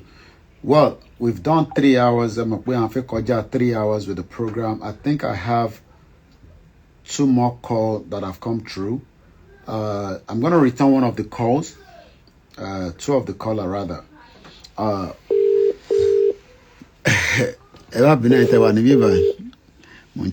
Device here. Let's see if this caller is still on the other side watching us. All right, they are not seems to be there. Let's go straight to the next one.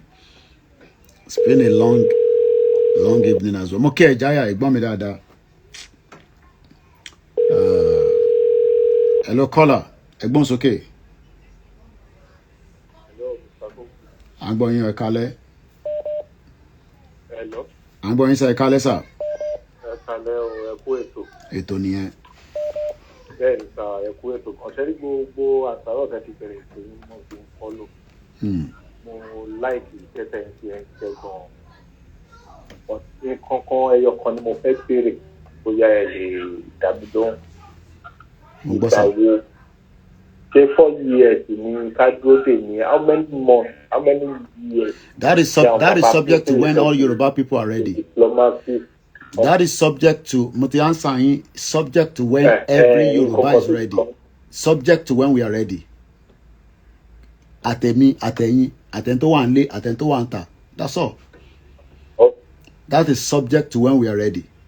Taba fẹ́ gba Yoruba nation lálẹ́. Taba fẹ́ if anybody ní time because nígbà tí ẹni sùúrù sà máa jẹ́ kẹ́ sọ̀rọ̀. Nígbà tí 3 years ago kó tẹ̀ tó di pé èmi àti olóyè Ìgbòho line wa connect mo ti sọ pé ọ̀nà báyìí la fẹ́ gbà bẹ́ẹ̀mi ṣe rí àwọn èèyàn dẹ̀ sọ pé ọ̀nà yẹn kọ́ ló máa ń gbà a máa ń ṣe ní ọmọlúàbí ni nígbà tá a tún pàdé olóyè tún bá wa gbé ọ̀rọ̀ yẹn sókè ó fún wa ní 7% ní gbogbo táwọn wá 3% tó kù àwọn tó kù tó jẹ́ 3% yẹn we could have done what needs to be done and that would have meant that Yoruba nation would have still been ọ̀rọ̀ wa ló yẹ kó máa sọ ní United Nations lọ́wọ́lọ́wọ́ báyìí ọ̀rọ̀ Nàìjíríà ló yẹ kó wà nínú tébù throughout àná títí dàárọ̀ yìí United Nations General Assembly Security Council ni mò ń gbọ́ ọ̀rọ̀ Nàìjíríà ló yẹ kó máa sọ brother mi tó pè tán lẹ́ẹ̀kan kó tó di pé lè pè tó ní pé intan ṣe ni pé wọ́n tún gbé Tinubu wá láti fi slow down problem yẹn so question tẹ́ ń béèrè pé ṣọ́dún mẹ́rin ni ṣọ́dún mẹ́ta ni èmi ò lè answer yẹn when everybody is ready we will know what to do àwa ń campaign lọ ni so ẹ jẹ́ kí n fún yín láyè kí n tún continue tẹ́ fi bá mi sọ mò ń gbọ́ yín sà. ẹ̀gbọ́n kan tó ṣe é pé mo gbogbo everything náà lè náà follow lọ nígbà tí mo wà ní ìjàpọ̀ tó gbé mo ṣe kúrò kẹrin ó wà òkè bẹ́yẹn okay our youth ìgbà wo ni ká fún àwọn bàbá Akíntóyè ní àyè dá. In what way? Bàbá our youth ìgbà wo ni ká fún àwọn bàbá ní àyè dá. In what àyè dàbí ti báwo ẹni sùúrù ẹni àyè fún kí ni kò tí understand. Àwọn bàbá náà kàn fẹ́ lo diplomat ṣiṣẹ́ ìpín gba Yorùbá nation fún wa. Diplomat yẹn ìgbà wo ni ká fún wọn láyè dà kan lo diplomat yẹn dà. Tó dà mọ̀ pé diplomat yẹn ò lè wọ́ọ̀kì yẹn. Bọ́ọ̀ bá ti pa politician bíi mẹ́wàá ti 20. But ẹni sùúrù ọ̀rọ̀ pé ẹni sùúrù àwọn ṣe violent lórí bíbá gbogbo ẹnu pé wọ́n pa politician ẹni tó bá fi pa politician lè lọ àwọn ọ̀sán yẹn ní bíbá.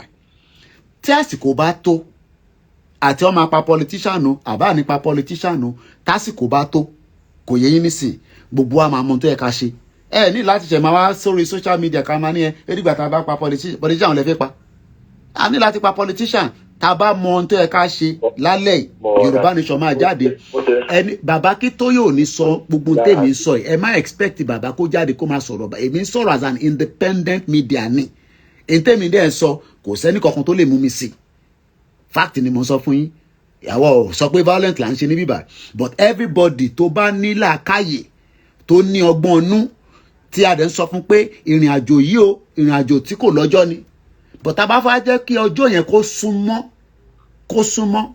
ṣèbí wọ́n ti ní mo sọ̀rọ̀ tututututututu ṣèbí nǹkan tó ń sọ nìyẹn àbí so mo dẹ̀ sọ̀rọ̀ tutututu mọ́ nísìn nígbà tí mo sọ fún wa pé a má ṣe election ká stop election tó bá yẹ pé a ti stop election yẹn ni ọ̀rọ̀ wa lọ́mọ máa sọ nísìn ní United Nations General Assembly nínú United Nations General Assembly yẹn nísìn ṣe mọ̀ pé bá ṣe ń sọ̀rọ̀ báyìí nísìn wọ́n ì tí lè pass any resolution kankan nítorí pé wọ́n ń lo veto power bí America ṣe ń lò ní Russia ń lò bí Russia ṣe ń lò ní China ń lò bí China ṣe ń lò ní UK àti US ń lò wọ́n ń fi agbára ranra wọn ní United Nations when humanity is dying so táwa náà bá ti ready we will do what we need to do. Bí àṣà mọ́mí mi ṣe sọ ní bíbá ìyá mi mọ́jí wọ́n ní when you people are ready you will come out when you come out Baba Akíntóyè will not tell you not to act. Baba Akíntóyè mama sọ pé diplomacy ni which is the right thing to say you want Baba Akíntóyè to come out and be telling you ẹ máa dàrú ni. Ṣé àwọn Baba Akíntóyè náà nígbà tí wọ́n ẹ lọ bí bàbá yẹn máa ń sọ nígbà tí wọ́n kọ́ ni wọ́n ṣe gbogbo ọ̀nà wẹ̀tẹ̀ àbí nǹkan kan ṣé nígbà yẹn ta ló sọ fún àwọn Baba Akíntóyè pé kọ́ máa ṣe wẹ̀tẹ̀ ẹ ti understand nísìn so ẹ má yẹ ká máa wá fún lára wa tá a bá ti wá gbogbo pé a máa pààyàn yẹn nídìí láti sọ gbogbo yẹn ìtẹ bá fẹ́ ṣe lẹ́yìn fúnra ara yín ẹ lè ṣe mò ń gbọ́ yín. àbọ̀rọ̀ la máa sọ fún ọmọ ìlú so a ní láti máa wá fi gbogbo a máa ṣe kinní kan mọ́ a nídìí yẹn a ti sọ yẹn ní 3 years ago nígbà tá a bá bọ́ sórí M1 everybody go know wetin go happen tí bọ́ sórí M1 a ṣe wà lórí F40 lọ́wọ́lọ́wọ́ traffic dẹ̀ wà lórí F40 àdẹ̀bùgbà tí traffic yẹn máa tán so ìyẹn kan wá kí lẹ fẹ́ lọ pa politician ní láti pa politician tàbá réyàn 1 million tó bá jáde sójú títì nísìn gbogbo tá à ń sọ yóò máa lójútùú bẹ́ẹ̀ tí fẹ́ jáde because ebi ò tí pa yín èbí mi ti jẹ iṣu tí mo jẹ nísìn ló ṣì wà níkùn mi wọ́n tún bẹ̀ mí pé kí wọ́n jẹ talẹ́ nísìn mo tún ní kọ́ ṣe sùúrù díẹ̀ so ebi ò tí pa gbogbo wa tébi bá pa wá àyà sí títì ẹmí ò tí tinú ilé ẹ̀gbọ́n mi Kọ́ládé ẹmí ò tí tinú ilé tẹ́ fi ń gbọ́ mi ẹ̀ ń confuse ara yín ẹ̀ ń gbọ́ tinú ilé ẹ̀ tún gbọ́ ti orí fóònù ẹ gbọ́dọ̀ mute tinú ilé tẹ́ bá ti ń pè wá èmi náà wo ra mi báyìí mo mute ẹ̀ so when you are calling ẹ bá wa mute tinú ilé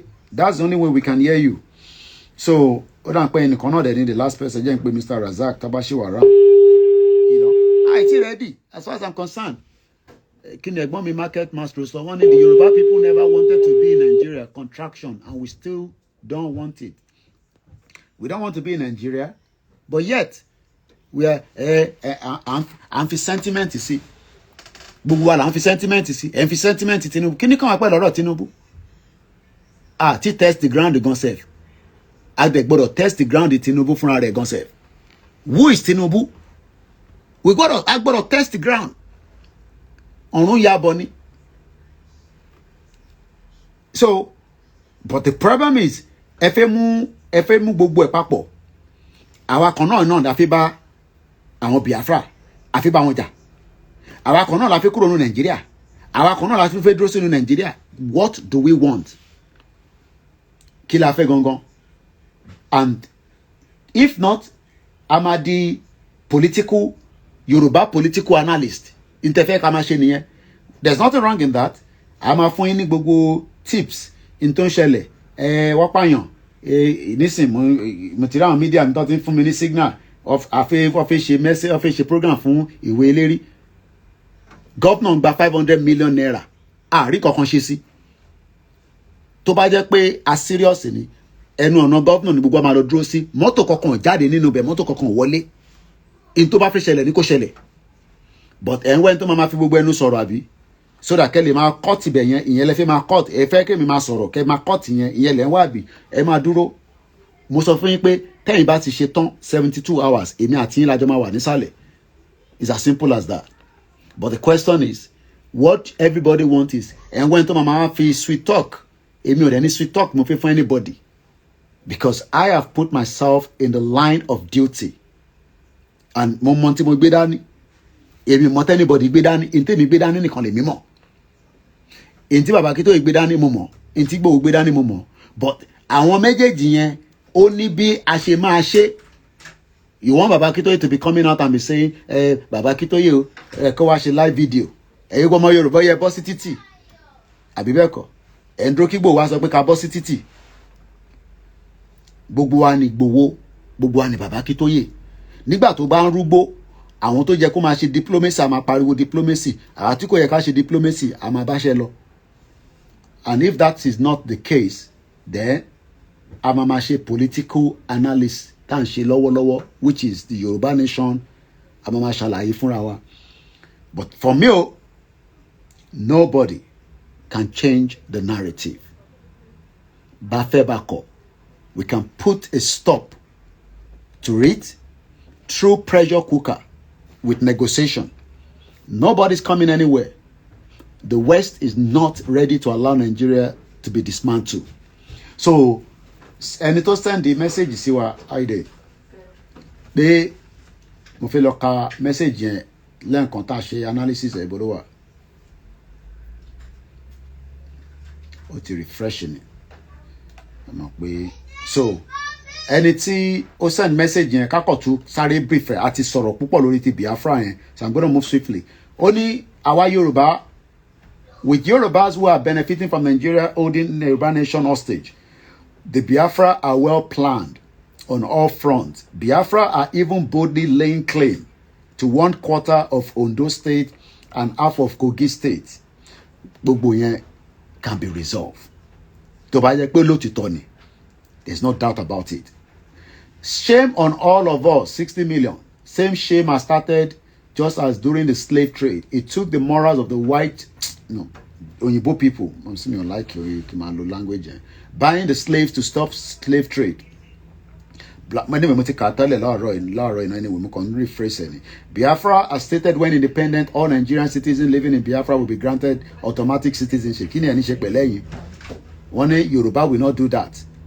So I don't see any problem in that. Then lórí Tinubu, wọ́n ní Aláàfin sọ pé Tinubu where to be the president, ó máa dàbí president the clerk of South Africa láti dismantle the problem that is called Nigeria.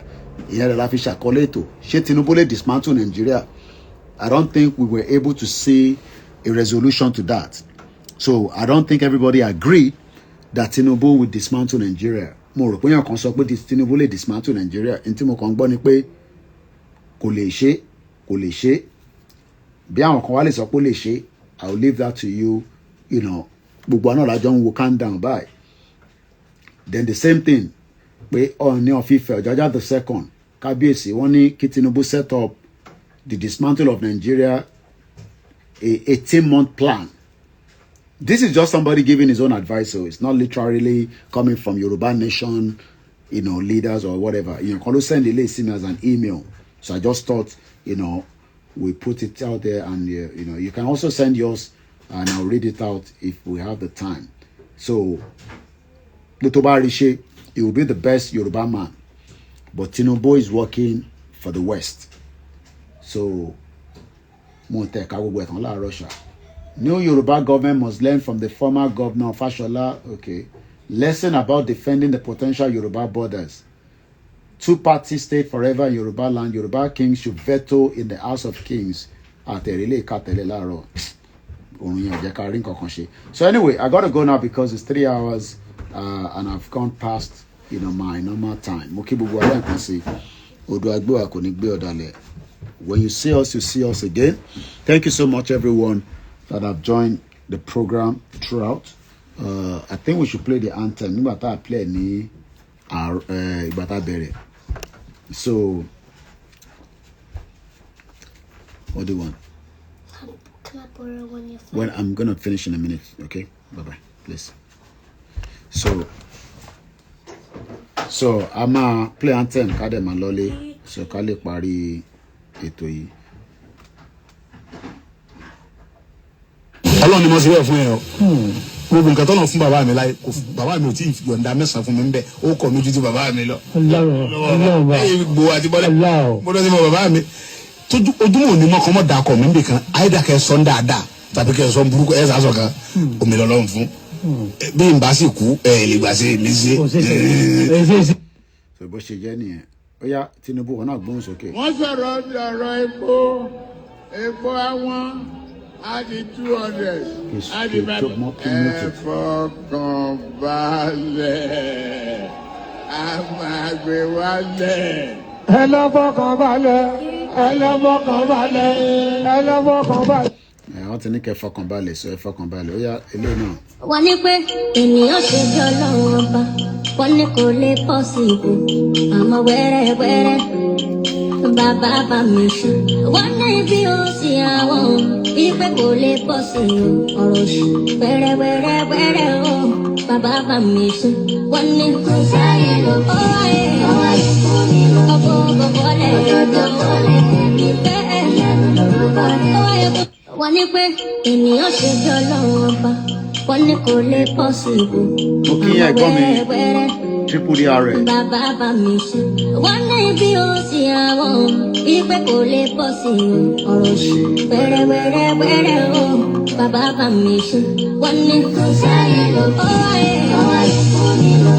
Ọlábàndúró ti olóyè Ìgbòho kọ́lọ́n wà pẹ̀lú ẹ̀ and on that note àníri jù bẹ́ẹ̀ lọ lórí ètò tiwa ó tún di ìgbà tá a bá tún rí Koiki Media.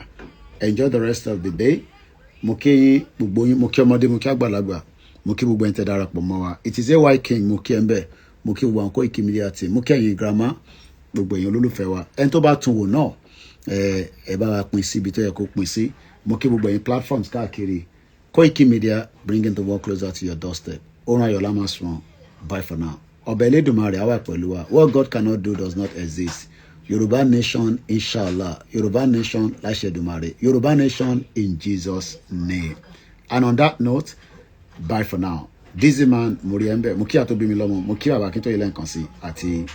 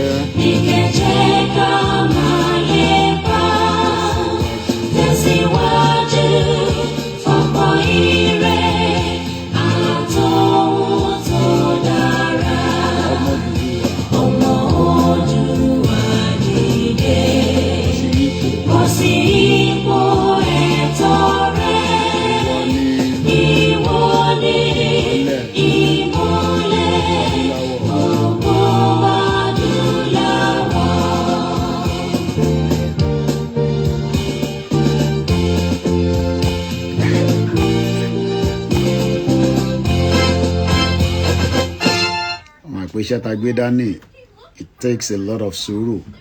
Kọ́lọ́n túbọ̀ fún mi ní sùúrù díẹ̀. Ẹ ṣé gan ni gbogbo wa.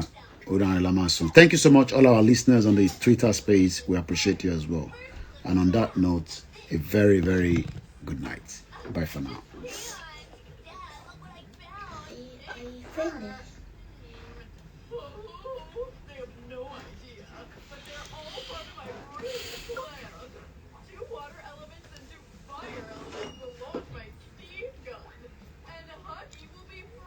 Comment tẹ sùn lọ rẹpẹtẹ níbí báyìí, má bínú. Mo kí ẹ láti Badagry, mo kí Mr. Iyami Idris Abimbola, Kasale Abiodun, mo kí Isa, Shamsuddin, mo kí Mr. Adekunle Junior, Mr. Gbenga, mo kí gbogbo yín. Ẹ má bínú pé late, mo ṣe ń rí àwọn comment yẹn ni. Apologies. Mo kí grandma, èèyàn kan béèrè pé irú fáyà wo lélẹ̀? Fáyà tó ń jó wọn Nàìjíríà ni. Fire to enjoy one Nigeria the mo gbé síbẹ̀. So thank you so much everyone. Ó dàárọ̀. Bye for now. Aago mélòó? Ti parí ètò.